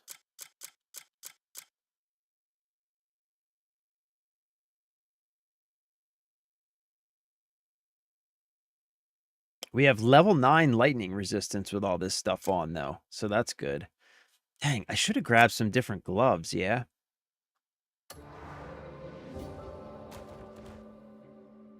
Yeah, these gloves are kind of crazy looking with this outfit.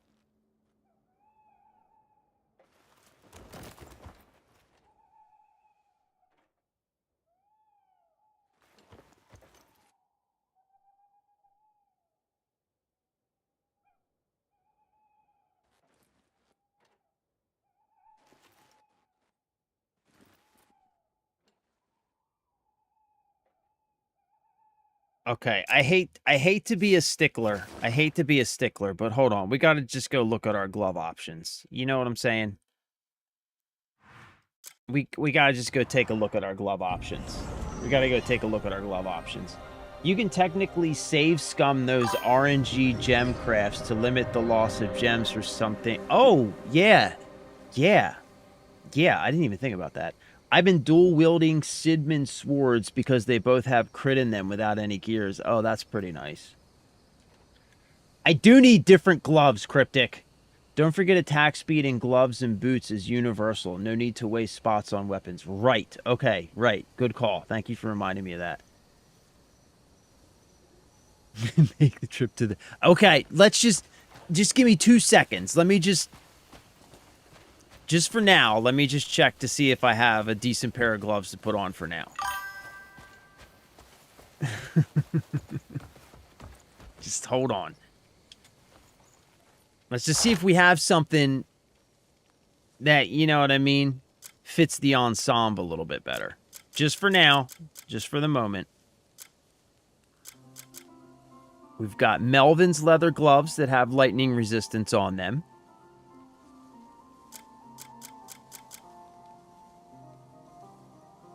And we have the Dust Fang leather gloves that have lightning resistance on them.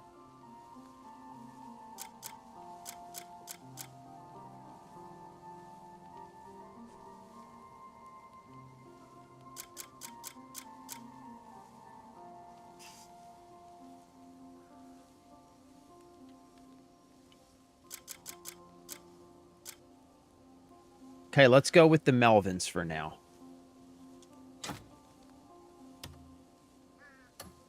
Okay. Let's upgrade these bad boys. Oh, I hope I have enough resources. Shit, fuck cock and balls. I might not. Found the finest blacksmith in Piewell.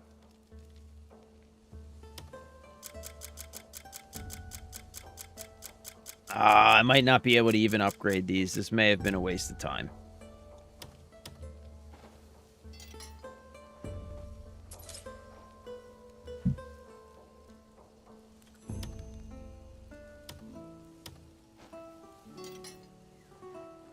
I hope this doesn't need any hides that I don't have.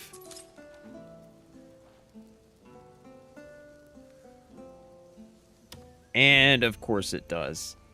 It needs more short hair hides. Son of bitch. Son of beach. Son of beach. No, you listen to all of us at once and do all the things. Also, okay, wait. Also highly suggest never to travel to the desert for the first time during the night hours. For one, it's dark. And if there's any storms, it's real dark. Worse than caves without a lantern dark. Okay, copy that. Okay. Oh, speaking of... All right, so Want this something? Take good care of your gear. is kind of a bummer that I can't upgrade these gloves.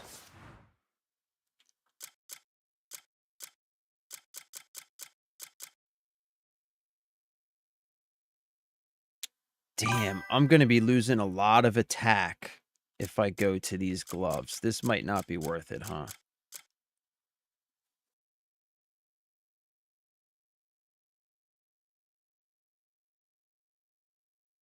They do have another lightning resistance on them, though. Dang it, man.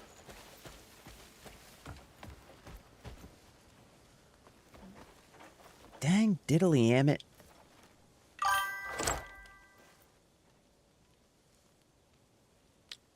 Ooh, you know what I could do?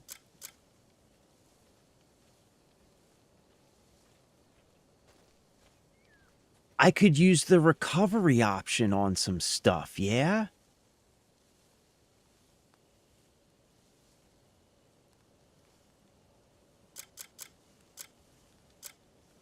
Right?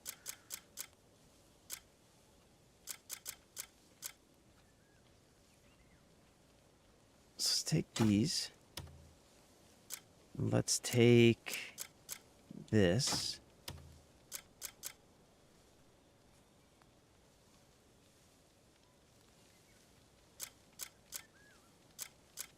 I might be able to recover.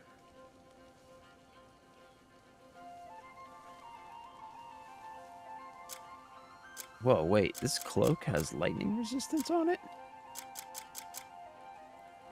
This cloak has level 3 lightning resistance on it?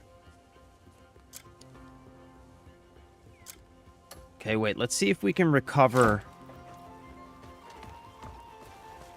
Trying real hard not to take offense.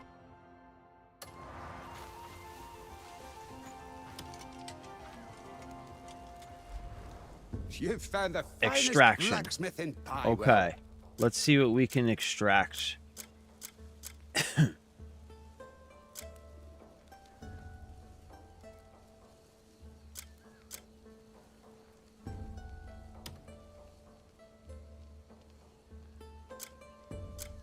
Let's do this. Maybe this will give us what we need, yeah?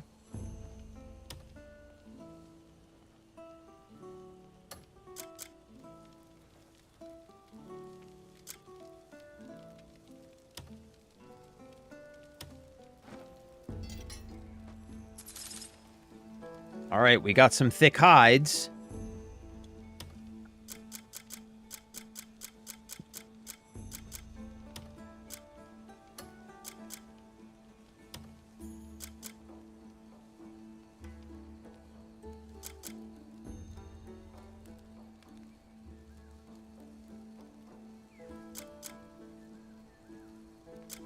Let's leave that one alone for now.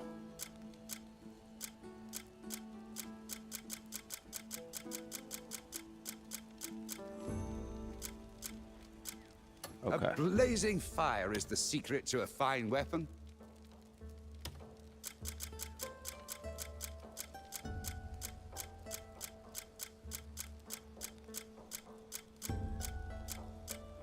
Where the hell are my gloves? Oh, come on. It's the short hair hides that I needed. You cock-smuggling ass goblin. God damn it.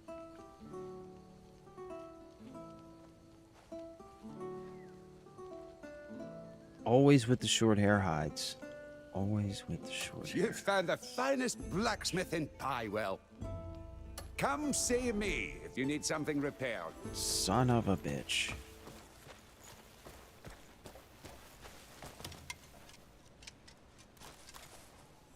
Sometimes it's the little things you need the most.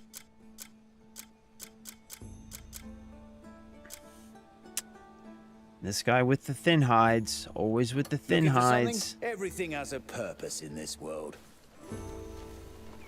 Good day. Well, we can check these chests real quick. They sometimes have some hides in them.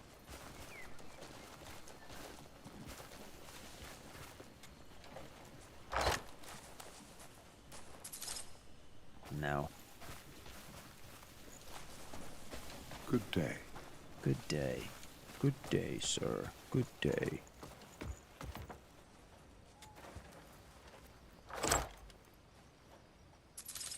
Tickety dag nabbit. I'm not getting what I need. I'm not getting what I need. What do you got for me? Nope. Nope. Nope. Looks like it's not going to be my day, gentlemen. Okay. All right. Whatever. Fair enough. Let's put some stuff back.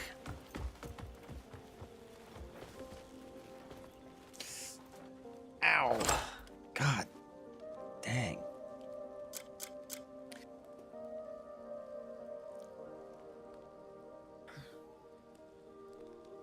Okay. I guess let's put all this stuff back.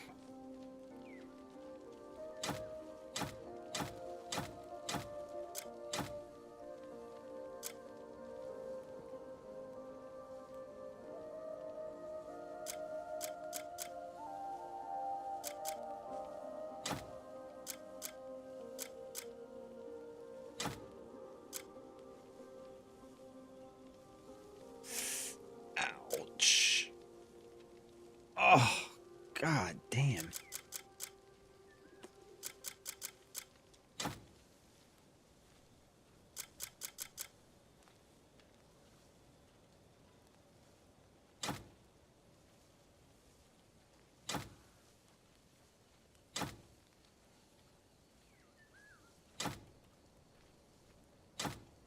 I'll keep that just for the fire resistance.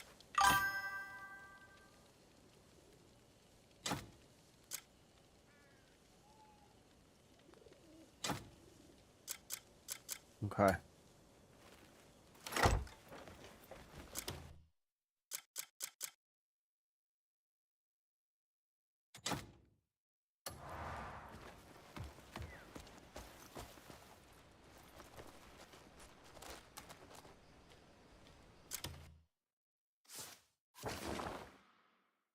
All right, I'm going to be honest with you. I'm not a huge fan of these gloves, but we're going to use them for now because it's all that we have. All right.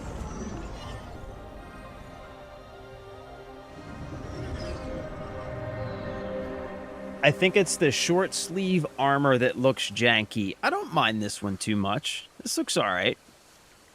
It's very barbarian-ish.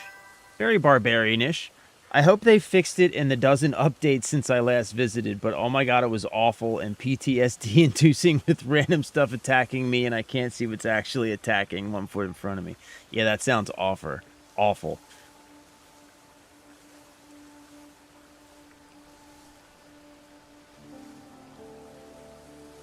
All right. Okay, all right. We're moving on from the gloves. Let's go put some stuff. All right, so attack speed goes in gloves and boots. So let's do that first. All questions have their... I have been waiting for you. All right.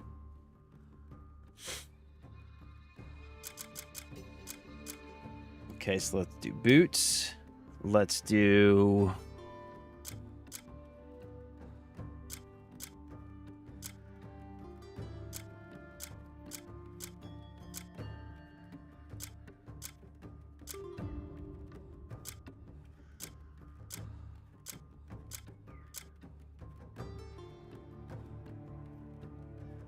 Damn, I wish I could combine some of those attack speed gems. Okay. So I guess let's do...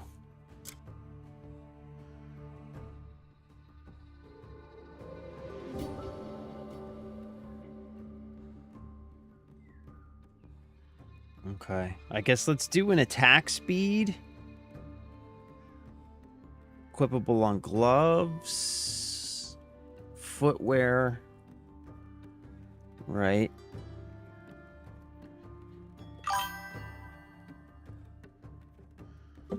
All right, brother. See you when you get back.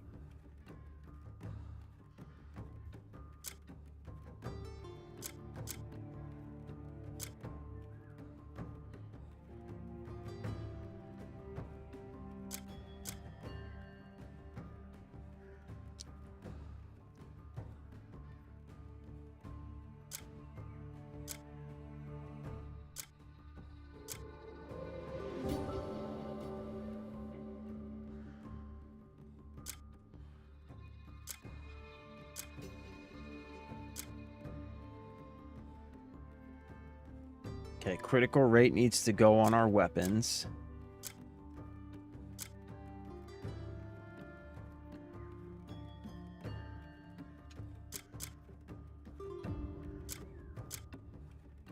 I mean, do we need the attack speed? They're only attack speed 1s.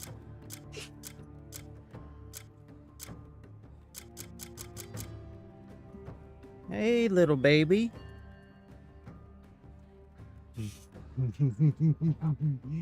You little booger, did you just wake up?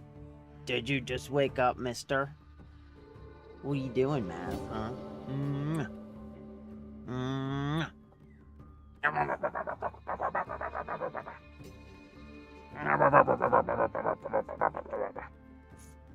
What are you doing, little booger, huh?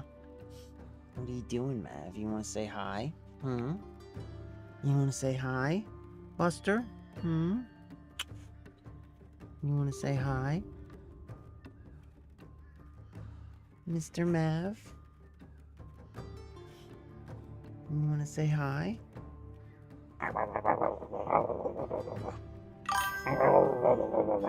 I'll eat that baby up.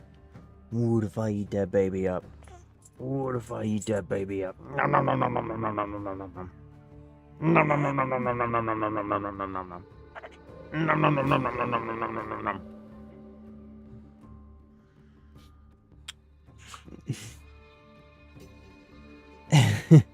What's up, Mr. Spider?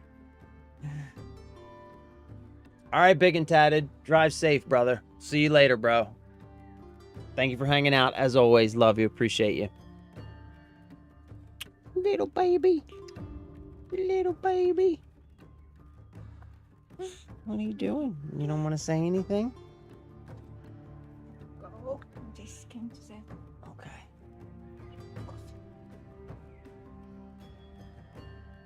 Go ahead, you can take it with you. There's only like a swig left. Cold.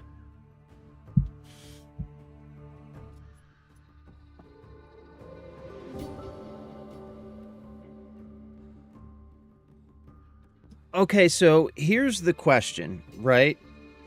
So my boots have 2 slots and my gloves have 2 slots. So that gives us 4 slots. Right? So I mean, I could put critical rate in all 4 slots. Like, is that better than attack speed? Or should I just do like 1 attack speed and 1 critical rate?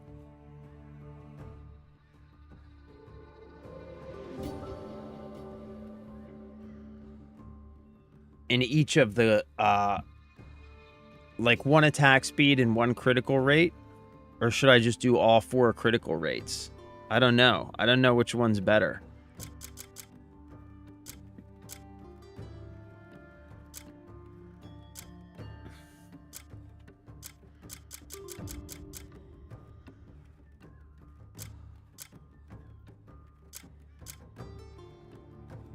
I also have the movement speed 3.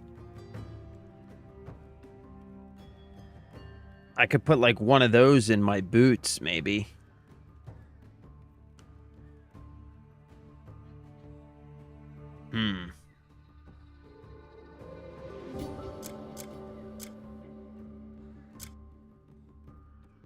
Okay, I'm gonna put a critical... Oh, no, wait. Critical rate needs to go on weapons. Right. Critical rate needs to go on weapons. Okay, so I'm going to do an attack speed. Right?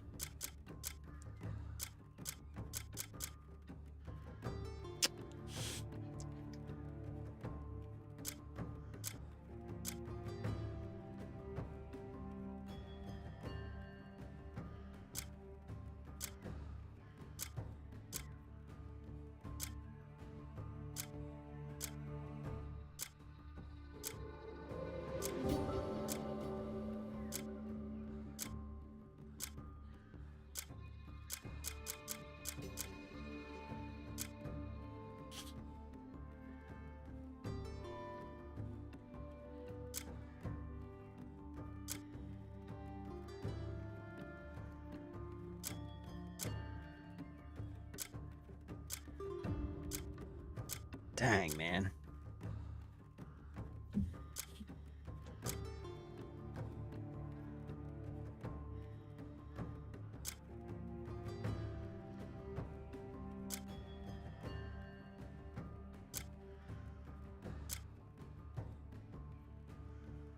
I definitely want that stamina regen.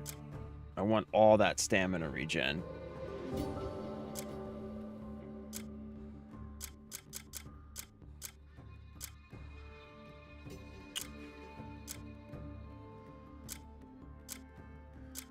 Dang, I don't know what I want to put in here.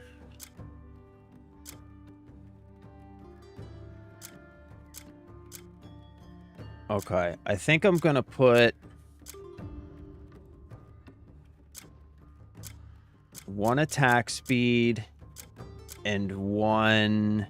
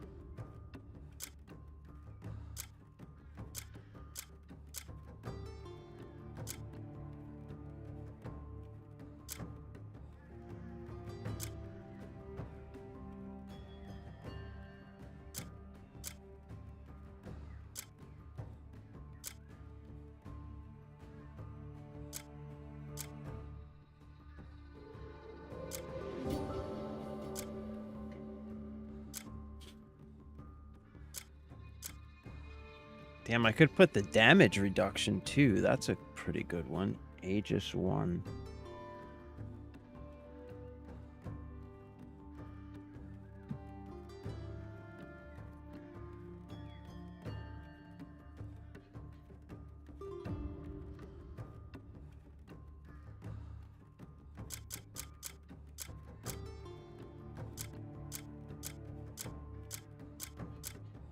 I'm just going to put 2 attack speeds in my... Yeah, I'm just going to do that. I'm putting 2 attack speeds in the gloves.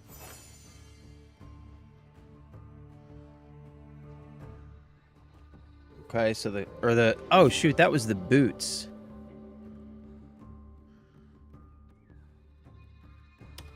No, that's not what I wanted to do. You'll find what you seek Wait. here. Let's take these out.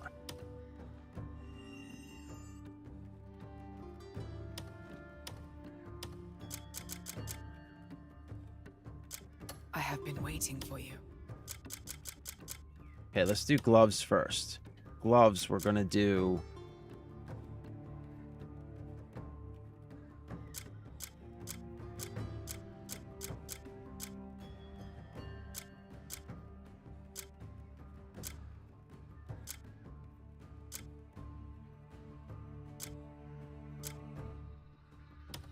Gloves, we're going to do 2 attack speeds. Okay. Now. Boots. boots, we're gonna do...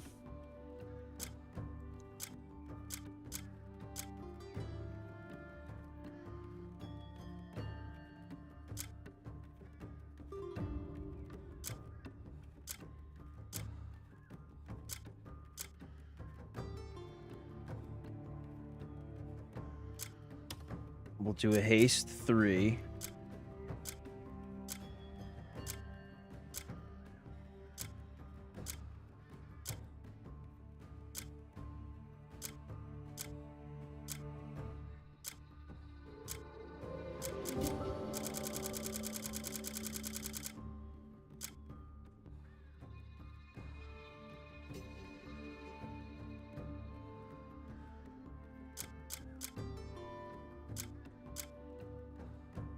We could do a fortification.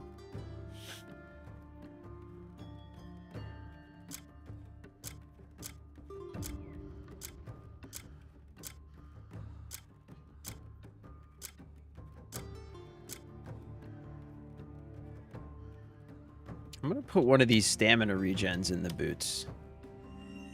I think these stamina regens are good.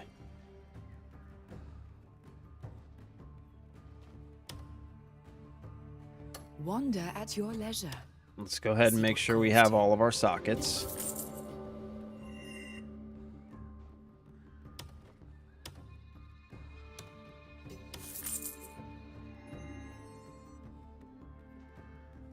Okay. You'll find what you seek here. Now let's do our armor. Jackal's leather helm. On this one, I will go ahead and I will put orbs of lightning, imbue lightning. I'll put this one on the helmet. Okay. And then on the armor, we're going to do...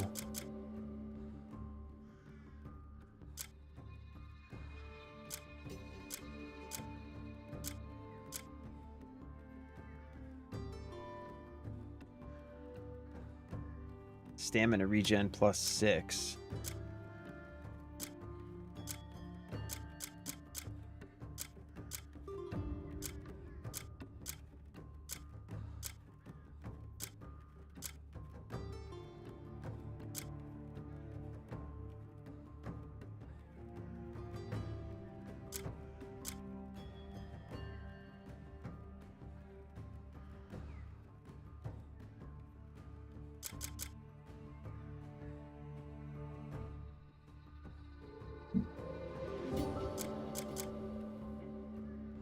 Those will go on the shields.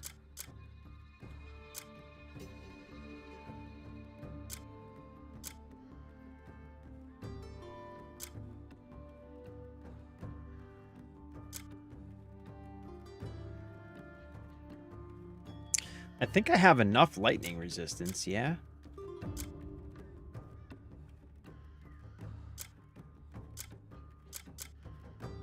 I could do a vitality 3.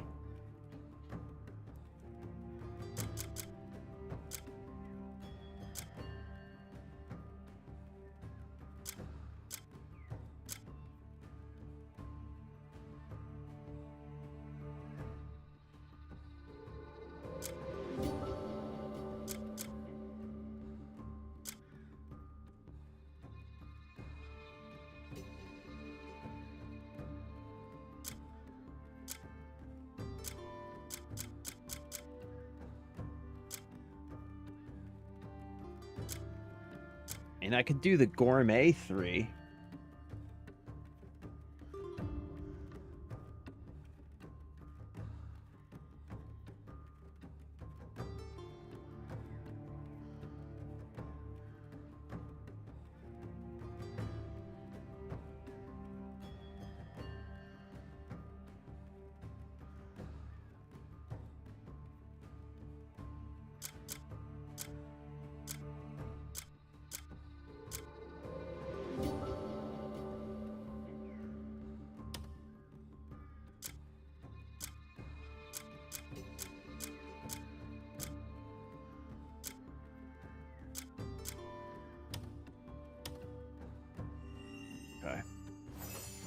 I'm okay with that.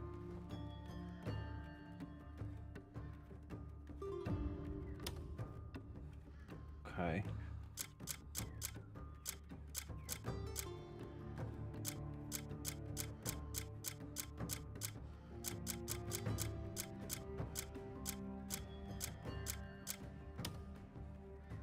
Let's do our shield.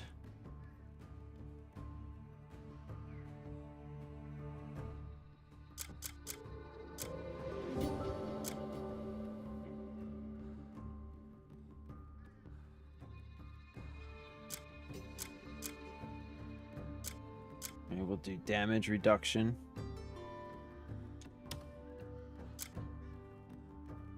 We'll do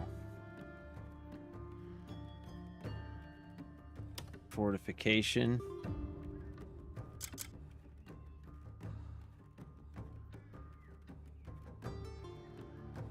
Right? Okay.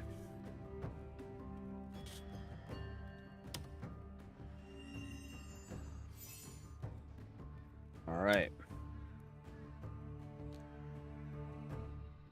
Now, let's do our weapons. First, let's do Melted Ambition. Ancient Retribution.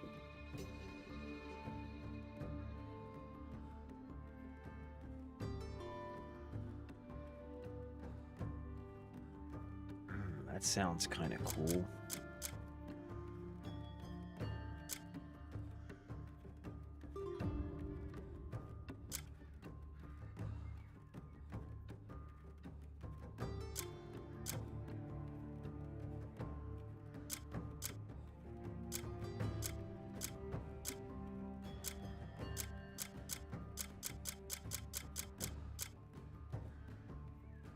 Okay.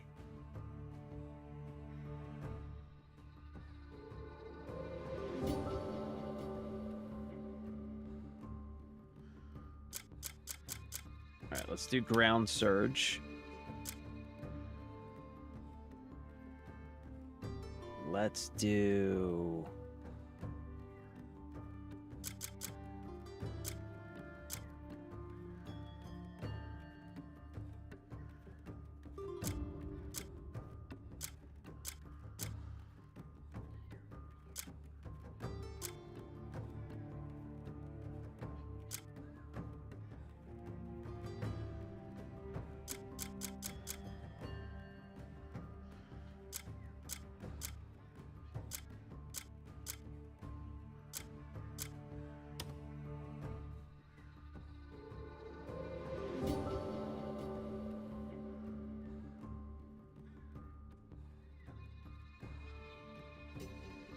Destruction 1.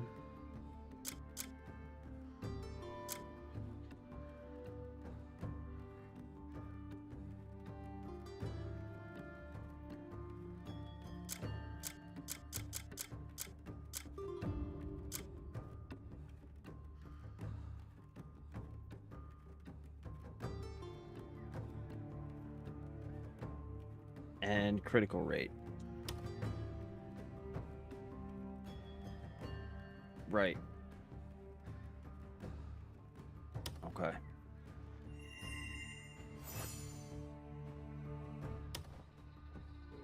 Now let's do Wolf's Fang.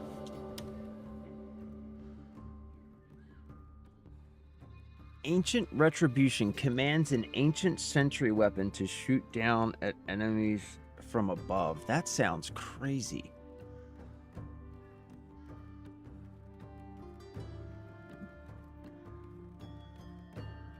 Right button plus A.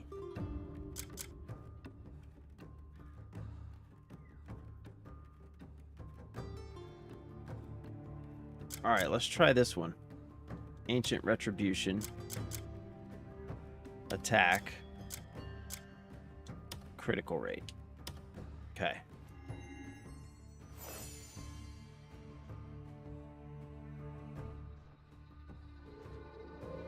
All right, now let's do Ignir.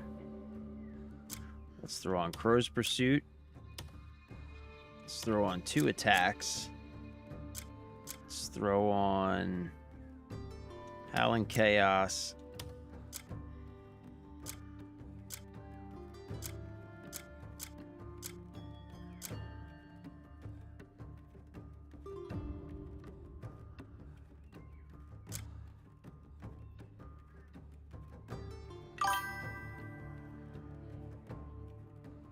Heinrich, what's up, brother? I mean, not really. There's just a lot of options, you know? Just a lot of options is all. It's not too complicated, though.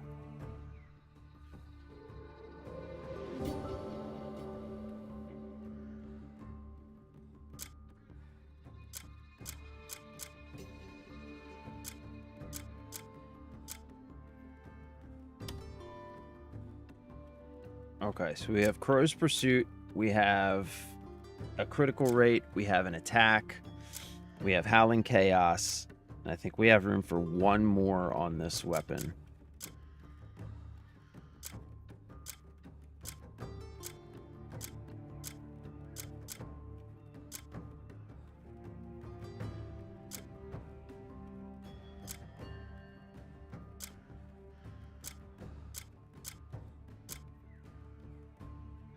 Guess I could put an attack speed. Okay.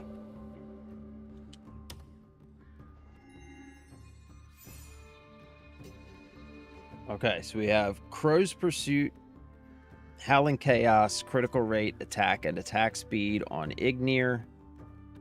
That's good. Now we have the bow.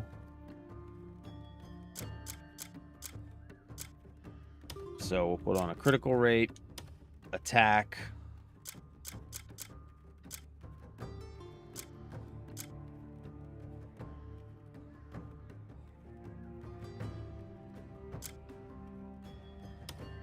We'll throw a couple attack speeds on here. And what else do we have that we can put on here? Damage to beasts.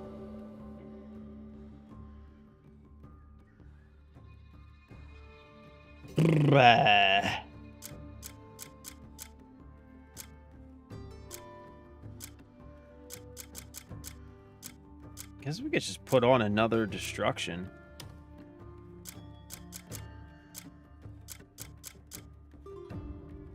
Okay. That seems good to me.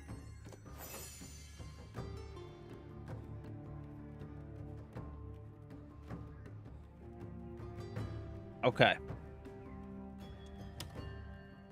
All right, that seems good. Welcome. May wisdom guide your paths.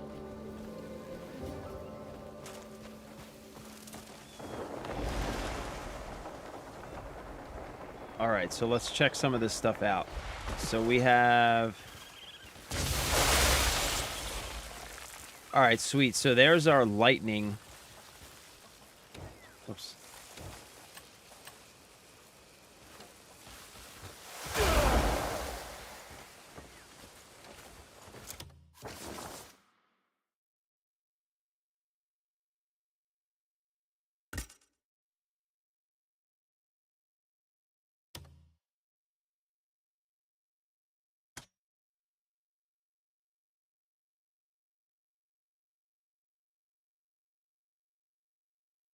Press left trigger plus right trigger during turning slash to imbue it with an element. Okay.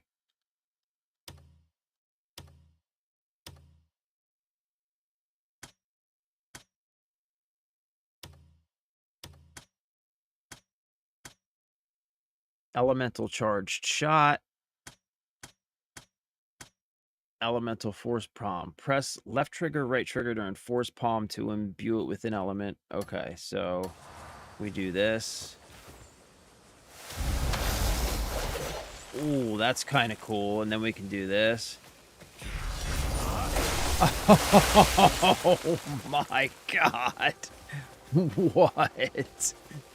And we have... I think it's this one? Right, that's the sentry one. Okay, we've got all kinds of stuff jumping off here. We've got all kinds of stuff jumping off here. All right, and so this one has ground surge is right button plus right trigger. Ooh. So our turning slash is nasty now. So our turning slash now is a turning slash. It's imbued with lightning and it has ground surge. So, all right, hold on. Let's charge up. No, I can't refine the destructions, Jeff. I don't have the recipe for it. But check this out. So now our turning slash is the turning slash, right? It's also imbued with lightning, and it also has ground surge on it. So check this out. So if I do this... That's my turning slash, bro. That is crazy. That is crazy. Oof, but this thing sucks up. Lightning really sucks up some spirit, though. Big time.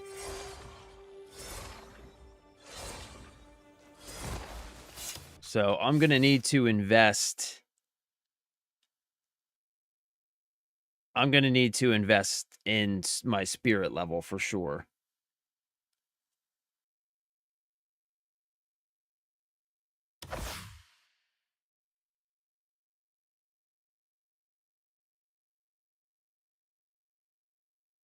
Yeah, I definitely need to invest in my spirit level.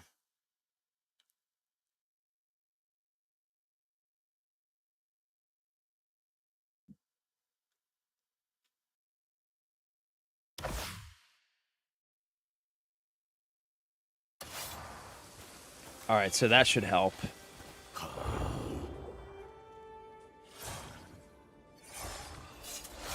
All right, so now I can do this. Wait.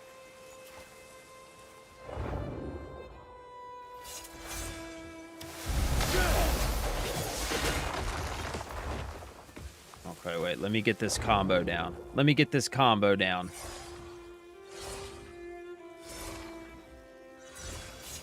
This combo right here is going to be nasty, so we can do... Oh, wait. Shit. Hold on, it's hard to do. I got it. So I got to do... the palm strike, hit lightning, then I need to do turning slash and hit lightning, so it's... Wait, shit, I fucked it up again. Gotta get this one down. Now you need turning slash does 35% more damage. God damn, do I ever. Bro, my turning slash is gonna be nasty. Alright, so we do... Shit. Okay, hold on.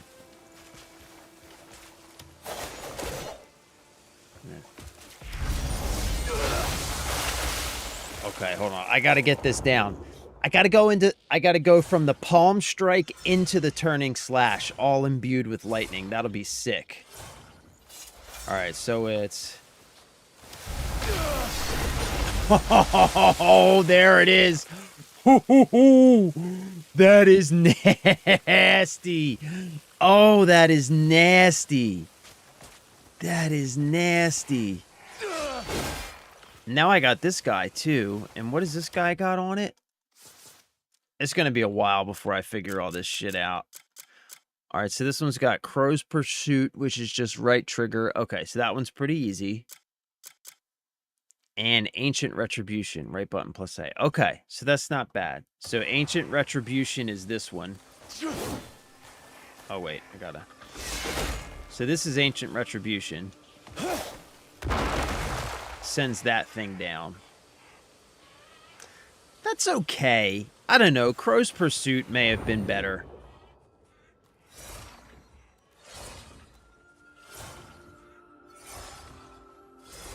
But this, doing this...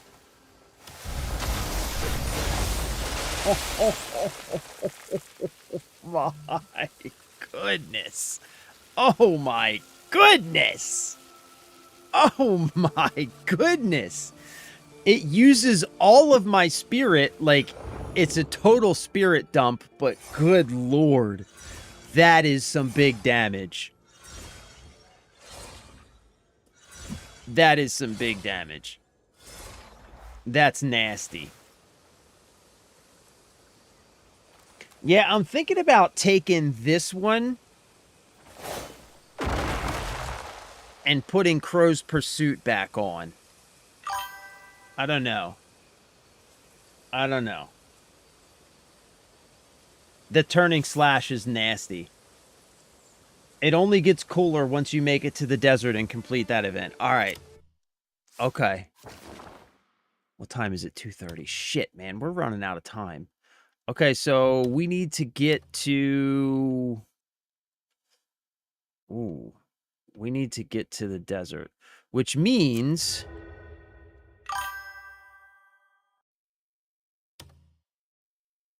Which means we need to go here and fly down, right?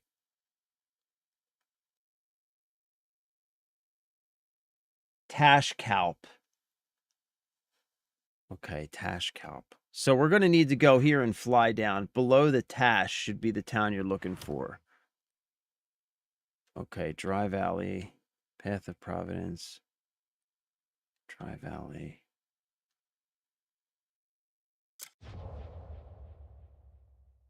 Tashkalp. Okay, so below the Tash. So somewhere here is where we're looking for. Okay, yeah, so we're going to need to go here and fly down. That's what we're going to need to do, because that's as close as we can get, right? Yeah, that's as close as we can get. So that's what we're doing. Okay, that's what we're doing. Oh, right. Preload stamina teas. Got it. Got it.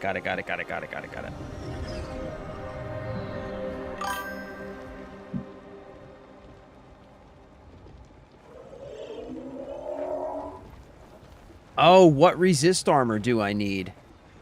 I've got my lightning resist armor on.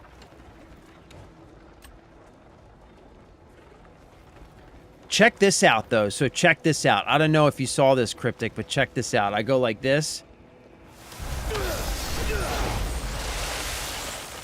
Oh, my God.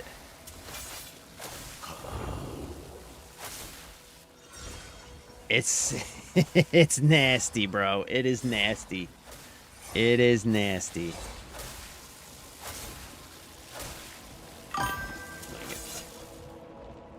All right, let's go. We're going. We're going now.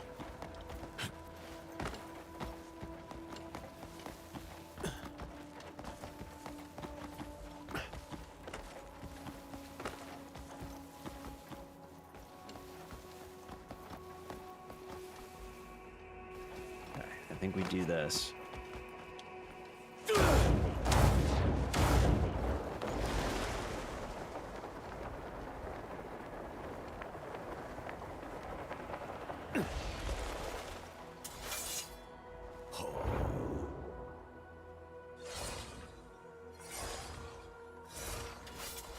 Okay. And this is us. Like right here.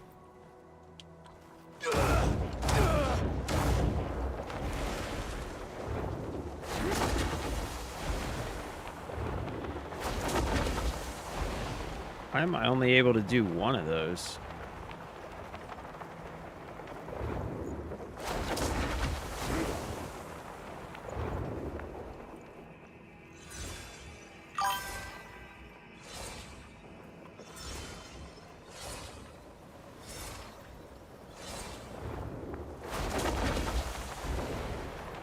Am I getting the timing wrong? Oh yeah, I was getting the timing wrong on that.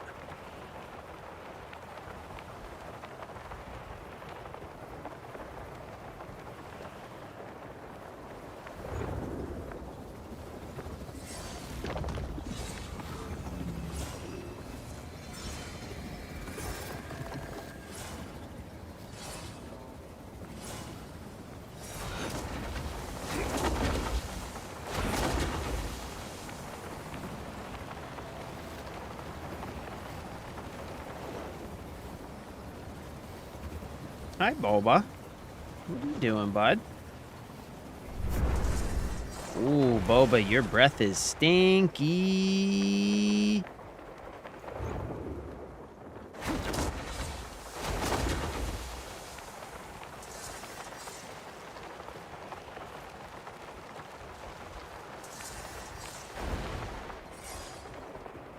Boba, your breath is stinky. So stinky, bro. So stinky, Boba.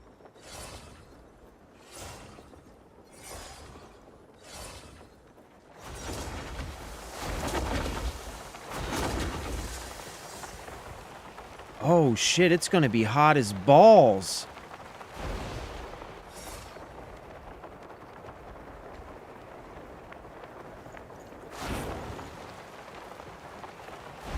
Oh, I didn't... Oh, you meant... Okay, I'm gonna need to find a, Shit. Shit, I didn't know it was gonna be that hot. I don't have any heat resistance.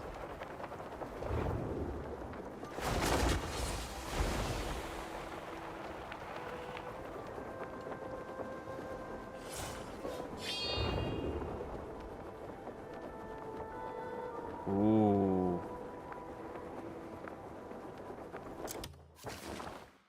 Okay, we still got a ways to go.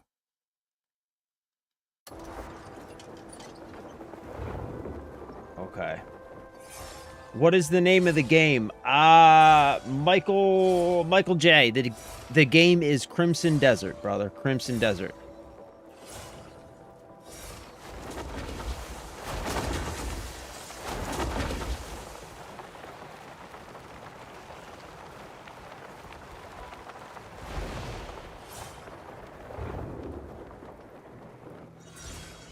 Yeah, we're gonna have to... We need to find a waypoint, and then we're gonna need to travel back and get,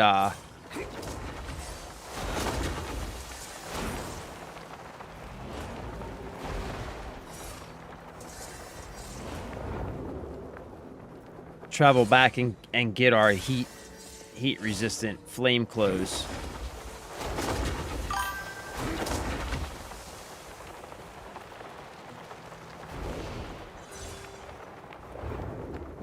We are going deep into the desert. Oh, Tashkalp territory. Tashkalp territory.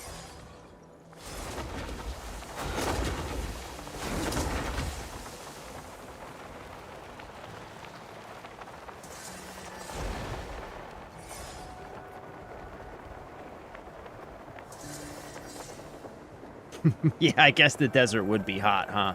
It's got to be one of these towns, right? Gotta be one of these towns.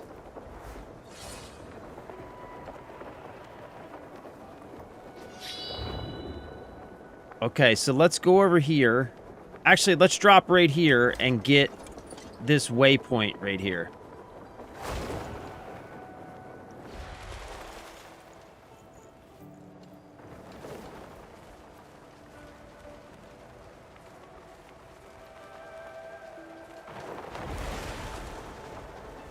Yeah, there we go. There we go. Ladies and gentlemen, we have finally made it to the Crimson Desert. Welcome. Yes, the newcomer. Yes. To the game's namesake.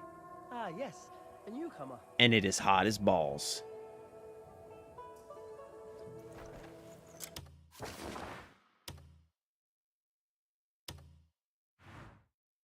Look at that. I put my... Participate in the arena match. It looks like a tournament is taking place. Look at that. I put my mark right over right over an event. Look at that. All right.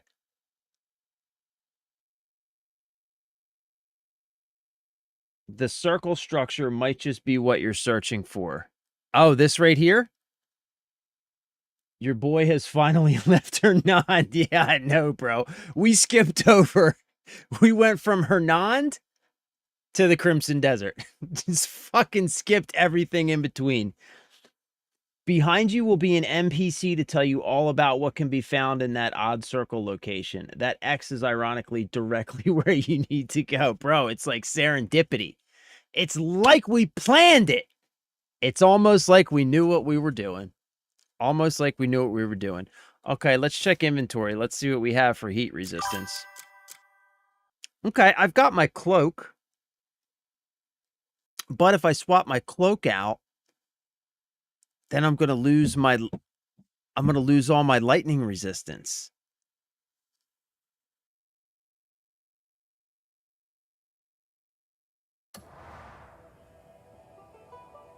Not great.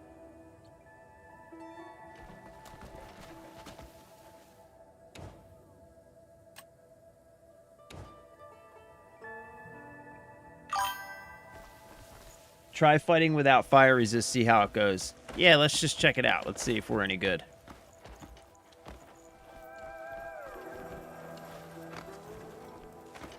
Ooh, it is hot as balls, isn't it?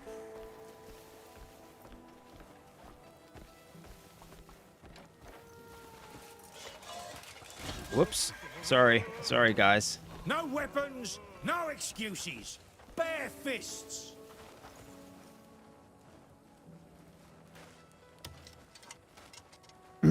Okay. You must be unarmed.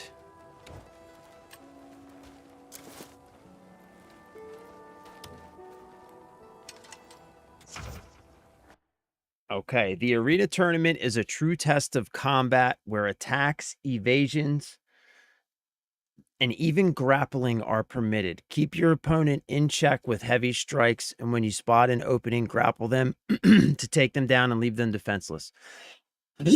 Only those who can skillfully mix attacks and grab techniques to rattle their opponent can seize control of the fight. Warning, using any weapons or attack styles that violate the rules will result in immediate disqualification. Okay, so I can't use... maybe I should take my weapons off. No imbue gems. Okay. Okay.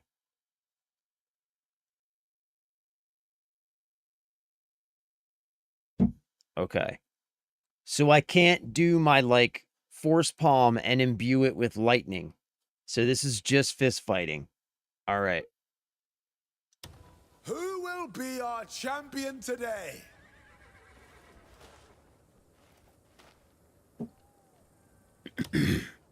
Let's see how it goes. First time in the arena. You're lucky to fight me.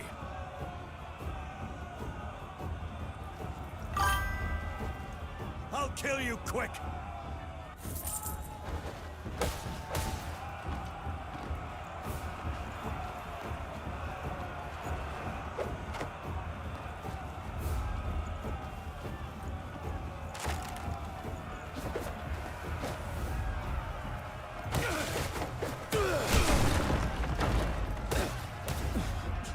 Yeah, I don't even know how to fist fight. I'm just here for the fun of it.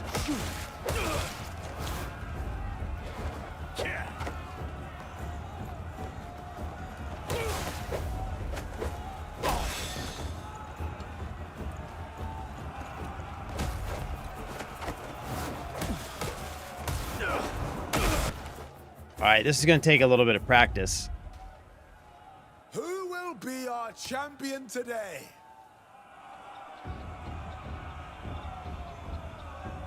First time in the arena. You're lucky to fight me.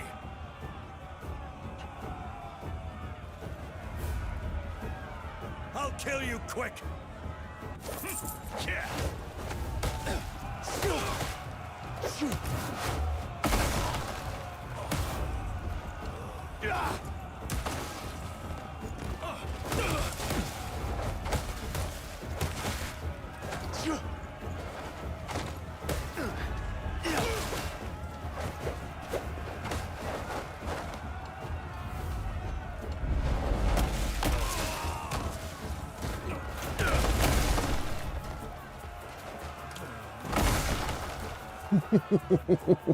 Okay. Okay. You've plenty of challenges to face.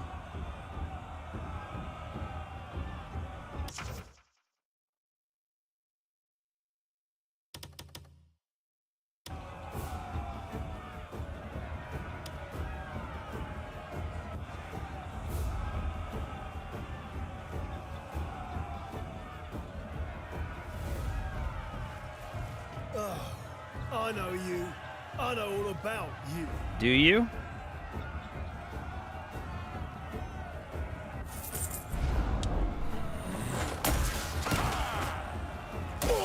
Oh, shit.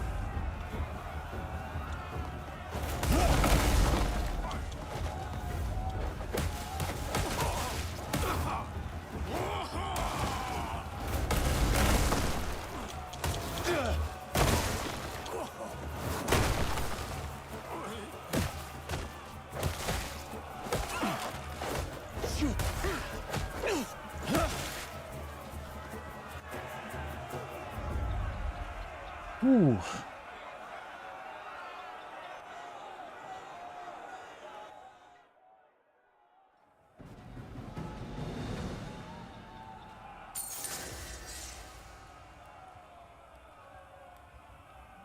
Okay.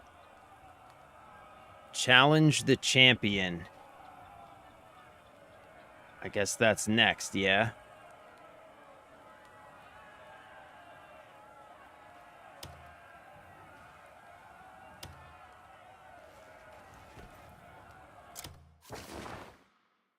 Duel with the Emperor. Okay, so this is the final guy.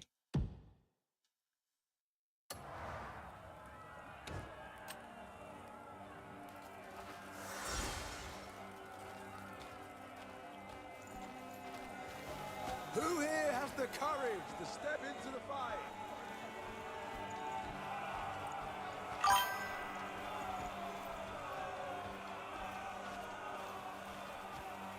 Who here has the courage to step into the fight? Glory slips from those who shy away from a challenge. All right.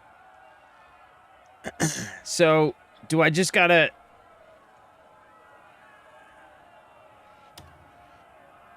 Or is this gonna start me over again? Okay, this is new.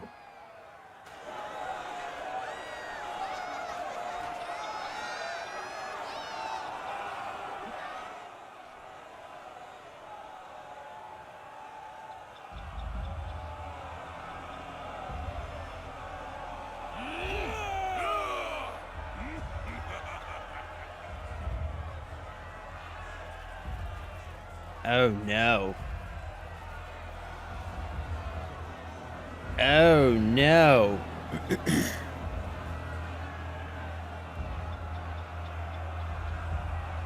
Oh no. You think a few easy victories makes you worthy? I'll burn some sense into ya! Know your place!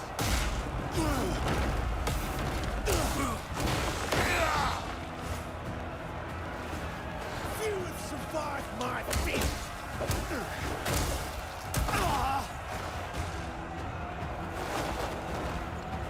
Let's see if you can take that hit!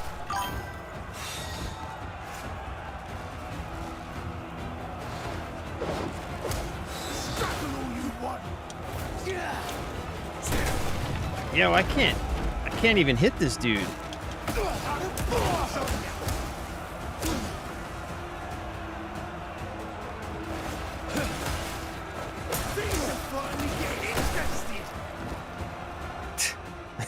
Fucking what? Who will be our champion today?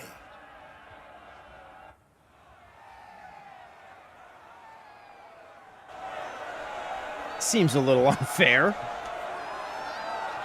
So I can't grab this dude at all. So all you can do is punch him, I guess, and just stay out of his way. Okay, do I gotta watch this cutscene like every time I want to redo this, or... That's gonna be annoying.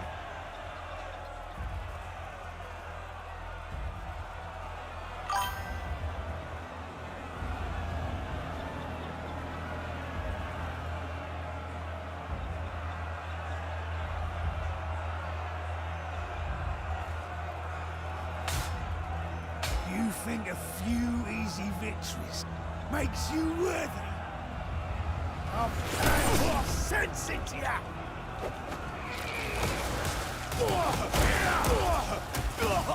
Fuck.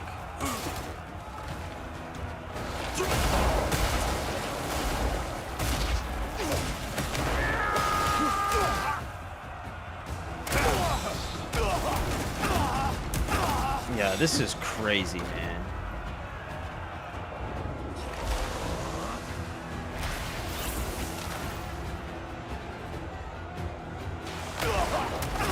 Ah, shit, I hit the wrong fucking button.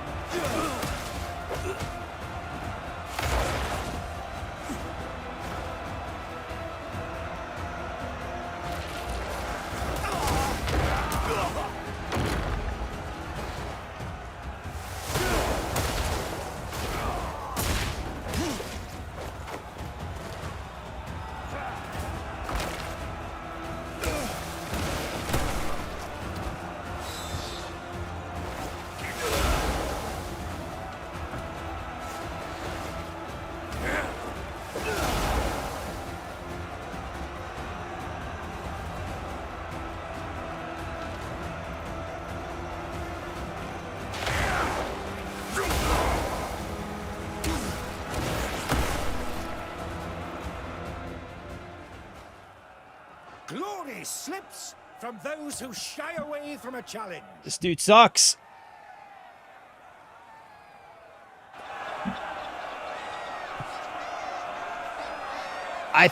I hit the wrong button. I had a perfect shot with that pillar and I hit the wrong button. That sucked.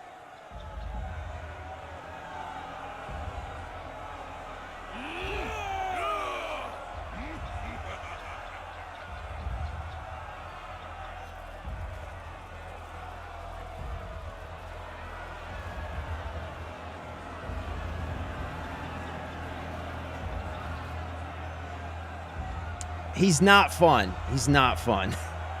He's kind of annoying for sure. You think a few We got it though. We got makes you this. worthy? I'll pound some sense into ya!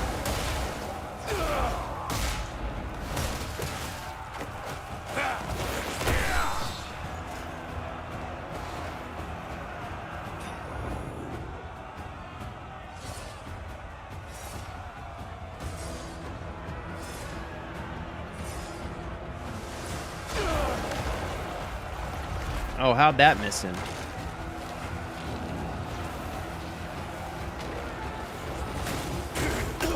Oh, come on. Get the fuck out of here.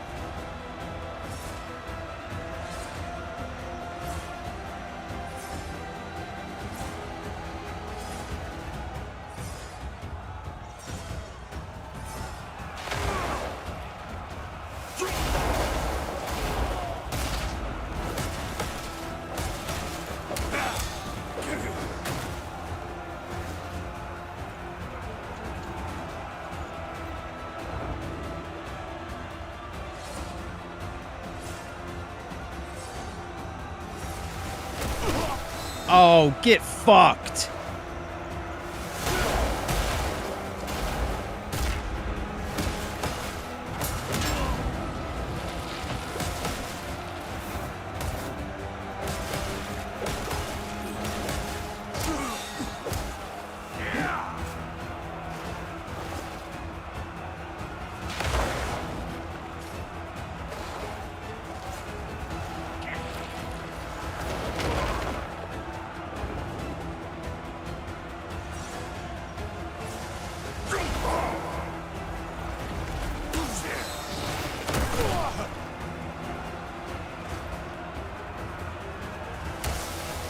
Come on, man.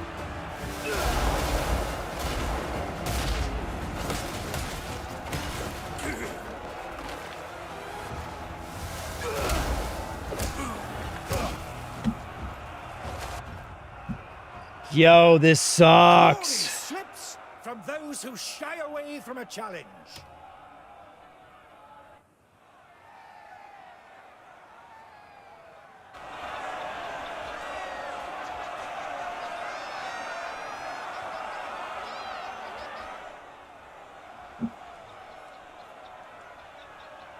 Game with the cutscene. Come on, man.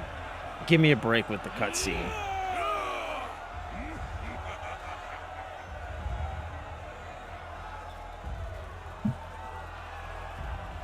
All right. Okay. We got this. Just got to take it slow.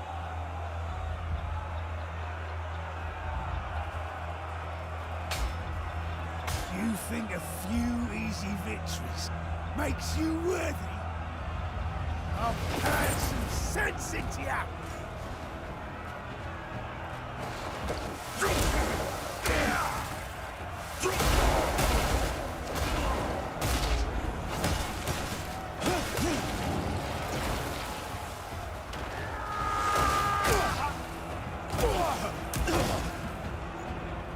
Oh my god, dude.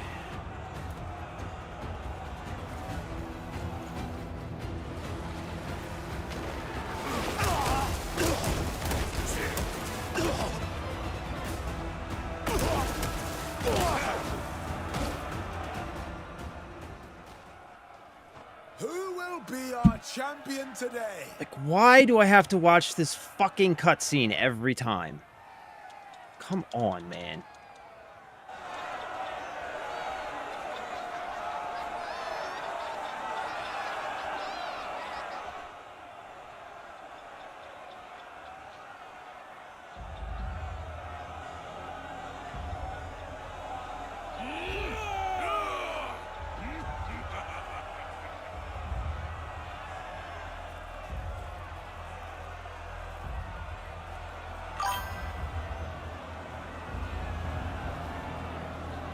When doing hand-to-hand, you can use your triggers for combo moves with weapons unequipped. No, I didn't know that.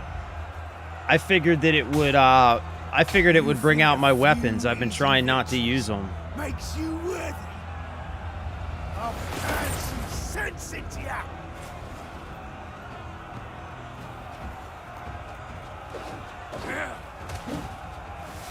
Oh, what the f-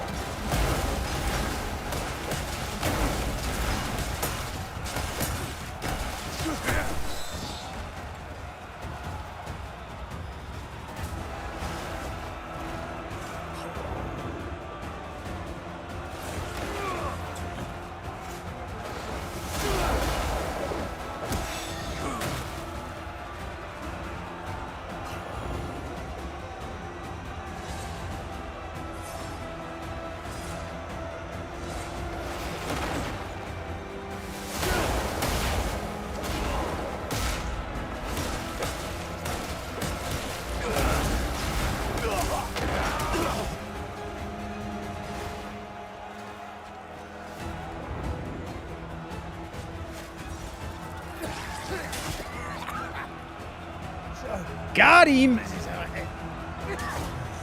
Got him! Oh!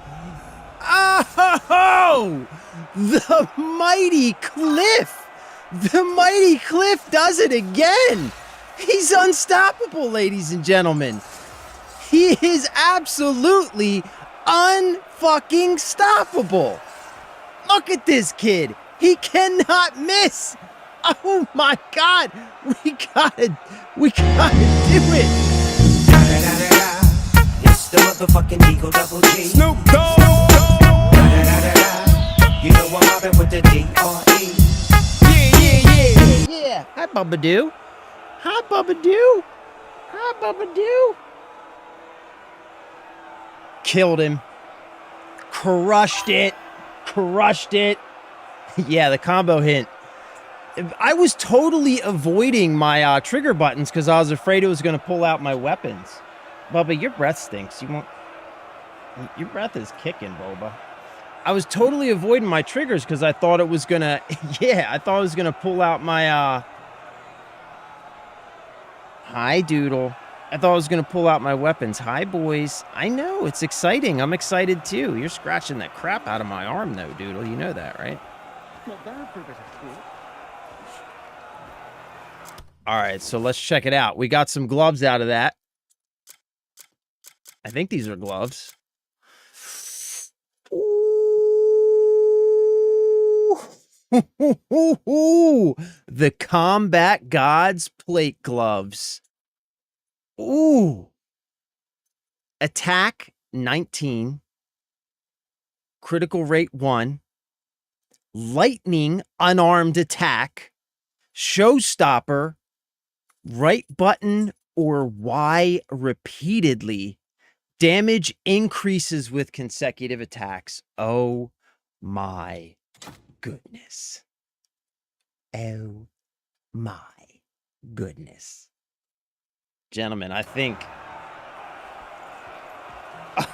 Oh, we are crackling, son. We are crackling. Oh, no. Oh, no.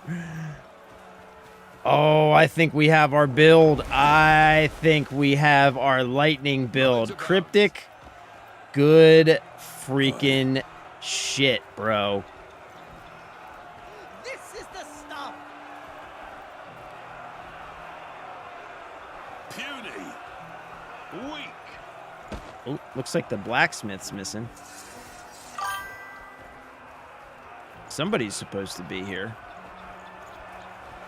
This is a riot. Yeah. Yeah, bro. Good call. Good call. Good call.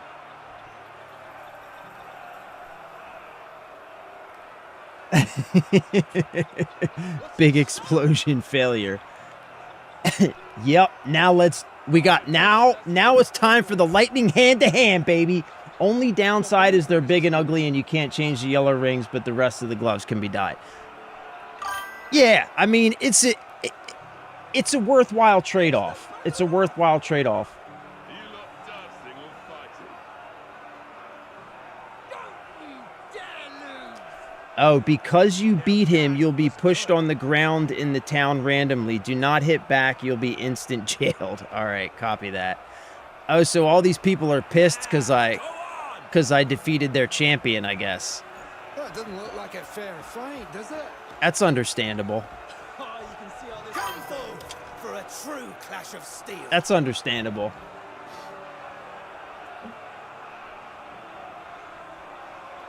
Send them to the mud.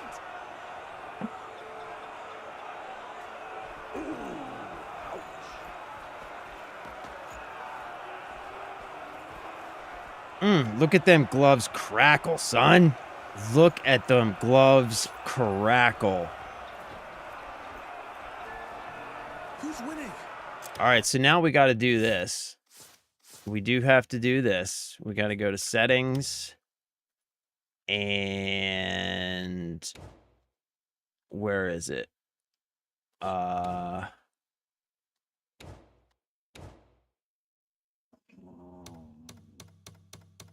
Display melee weapons. We can...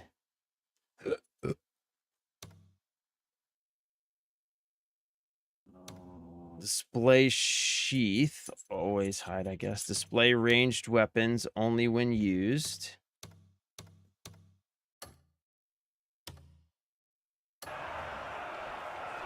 There we go. There we go. There he is. My money's on the big one. There he is. With fists, yes.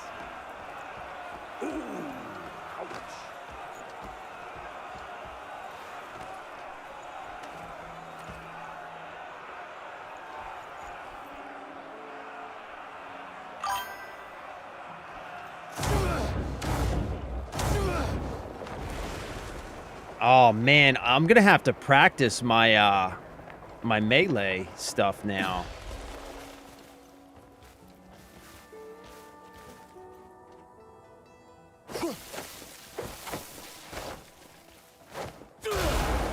We can do this. Right. And I can do...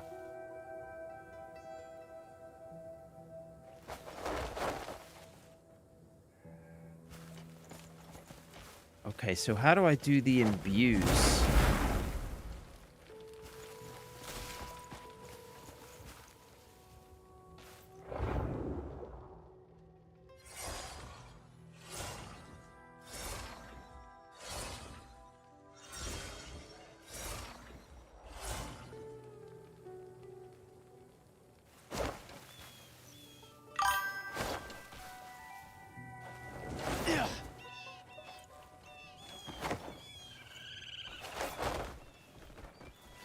Oh, there's a whole different...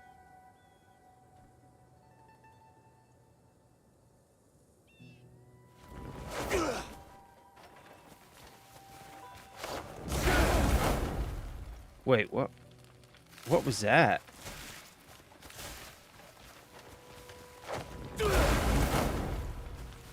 What is that? Ah, okay. Okay, wait. Oh, yeah, this is going to take some practice. This is going to take some practice. Little Fitter Fitness. What gloves are those? Just joined. These are... I just got these. I literally just got them 2 seconds ago. Why can't I highlight them? There we go. These are the Combat Gods plate gloves. They imbue all of your unarmed attacks with lightning. They come equipped with the Showstopper, and damage increases with consecutive attacks. So these are unarmed, specifically for unarmed combat, and they're imbued with lightning. So what's the Showstopper? Right button or Y repeatedly? So what's that?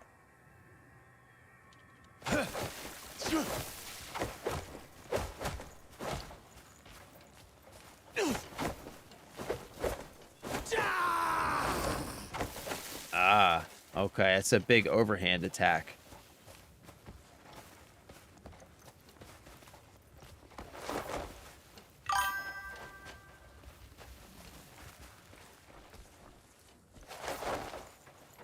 Wait.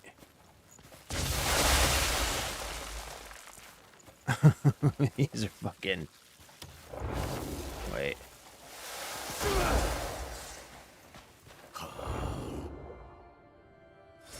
Yeah, we're gonna have to practice. We're definitely gonna have to practice. All right, so what do I want to do? I want to do...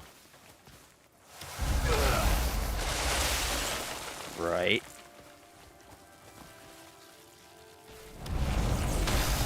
Oh my god. Oh my goodness. These are fucking fire, son. These are absolute fire. Yo, this is going to be crazy. Hi, Doodle. Hi, you want to say hi? Come here. Come here, you little booger. Come here, you little booger. Come here, you little booger. You little stinky breath boy. Mullah Cat, welcome. What is up? Thanks for stopping by. Cryptic, we need to get you the big hat now. Yeah, where do we get the big hat? Yeah. So next we next yes. Next we need to assemble the drip. We need the Raiden hat. We need the Raiden hat, and we need to go visit the dye guy at the very least. Imbues are the same as before. Right trigger plus YXA. Okay. You have to be hitting something for it to get into effect. Okay. All right. Yeah, this is the best stream in the universe. Welcome. Glad to have you here. Happy to have you here. Excited to be here. It's way southeast of the map. I'll DM you in Discord when I get a free chance. All right, cool. To give you an idea of the area you need to get to, but you're super far away from it and never explored that area. All right, yeah. And we also just like literally came into this area specifically to get these gloves. Like, look at this trail. It's just fucking straight in for the gloves. Absolutely worth it. 1000% worth it. I am absolutely stoked. These gloves, these are the game changers. This is game changer. We are going full melee Raiden build. Full melee Raiden build. Mullah, thank you for the sub, brother. I love you. I appreciate you. Thank you so much. I appreciate that. It's nothing crazy, but getting to the area and actually navigating the area is annoying. Yeah, that's cool. We can work on it tomorrow because I got to jump off anyway. It is 12 after 3. My dogs are both, like, breathing directly into my nostrils with their stankin'-ass breath right now. And, I think I gotta let them outside. Alright, so full Raiden build comes tomorrow. That is what we are going to be working on first thing tomorrow.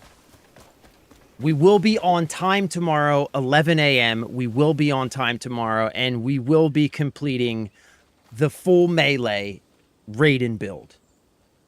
Things are about to get sick. Things are about to get nasty. Things are about to get electrifying. Electrifying, ladies and gentlemen. Electrifying. Mr. Jeff, we spent 2.5 hours refining Abyss gears into swords to switch to a melee build. Yes, we did! Yes, we absolutely did, and it was worth every minute of it.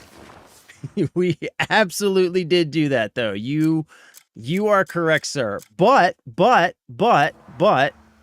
so, I mean, it, like, in my defense, hold on, let's go, we did get some, we do actually have a really cool sword build now, too. Hold on, let's just go check it out.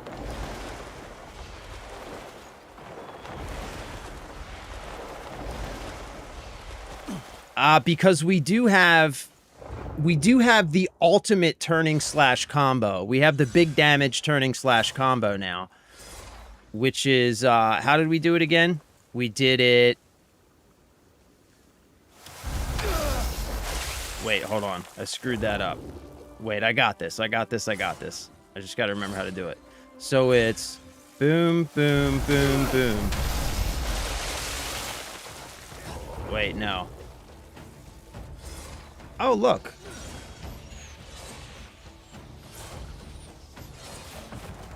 Hold on.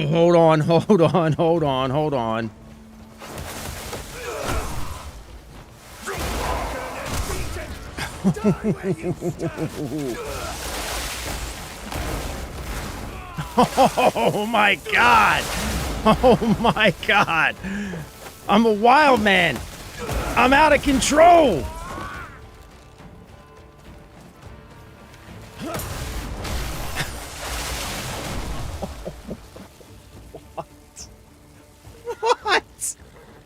What? Oh no! Oh no, gentlemen, I'm so sorry. I am so sorry. That was totally on me. That was on me. I lost control. Holy shit. Holy shit. Okay, wait, hold on. We were looking at the we were looking at the turning slash. Oh shit, when you have these gloves on, you can't even pull out your weapons. Okay, hold on. Let me swap gloves so we can do the turning slash thing. Oh, wait, never mind. I have my... I'm an idiot. I'm an idiot. I forgot how the game works.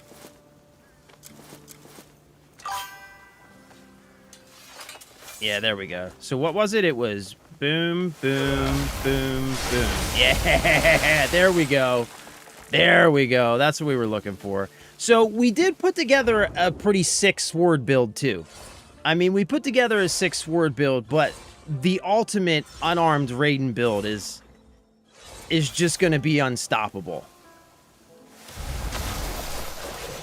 It's just going to be unstoppable. Yeah, that sword combo, it's going to take some practice to get that right, so it's...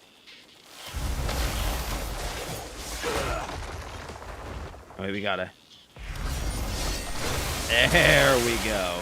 I mean, it's nasty. It's nasty. But.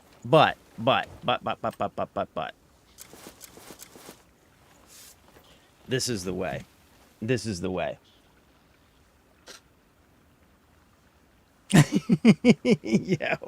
Yeah, and we did spend like a good 30 minutes focusing on the gloves, which we then immediately replaced. So, hey, look, I've said it before, I'll say it again, right? If there's a difficult way to do it, I'm gonna find it. I'm gonna find it.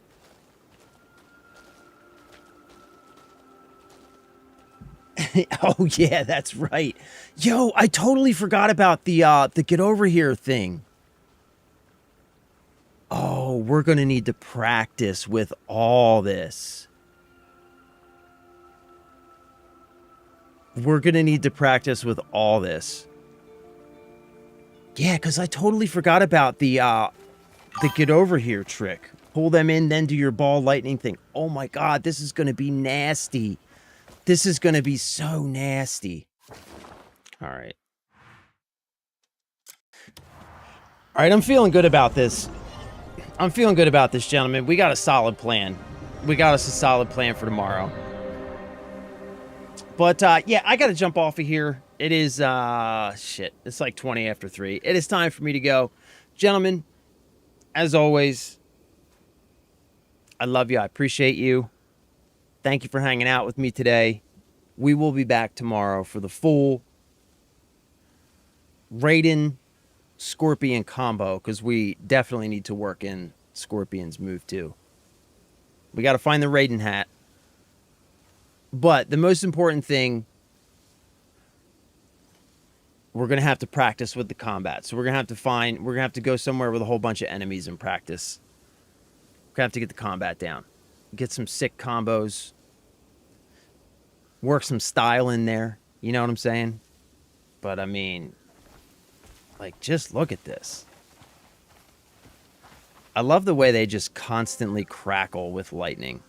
That shit is sick. So nasty. So nasty. All right.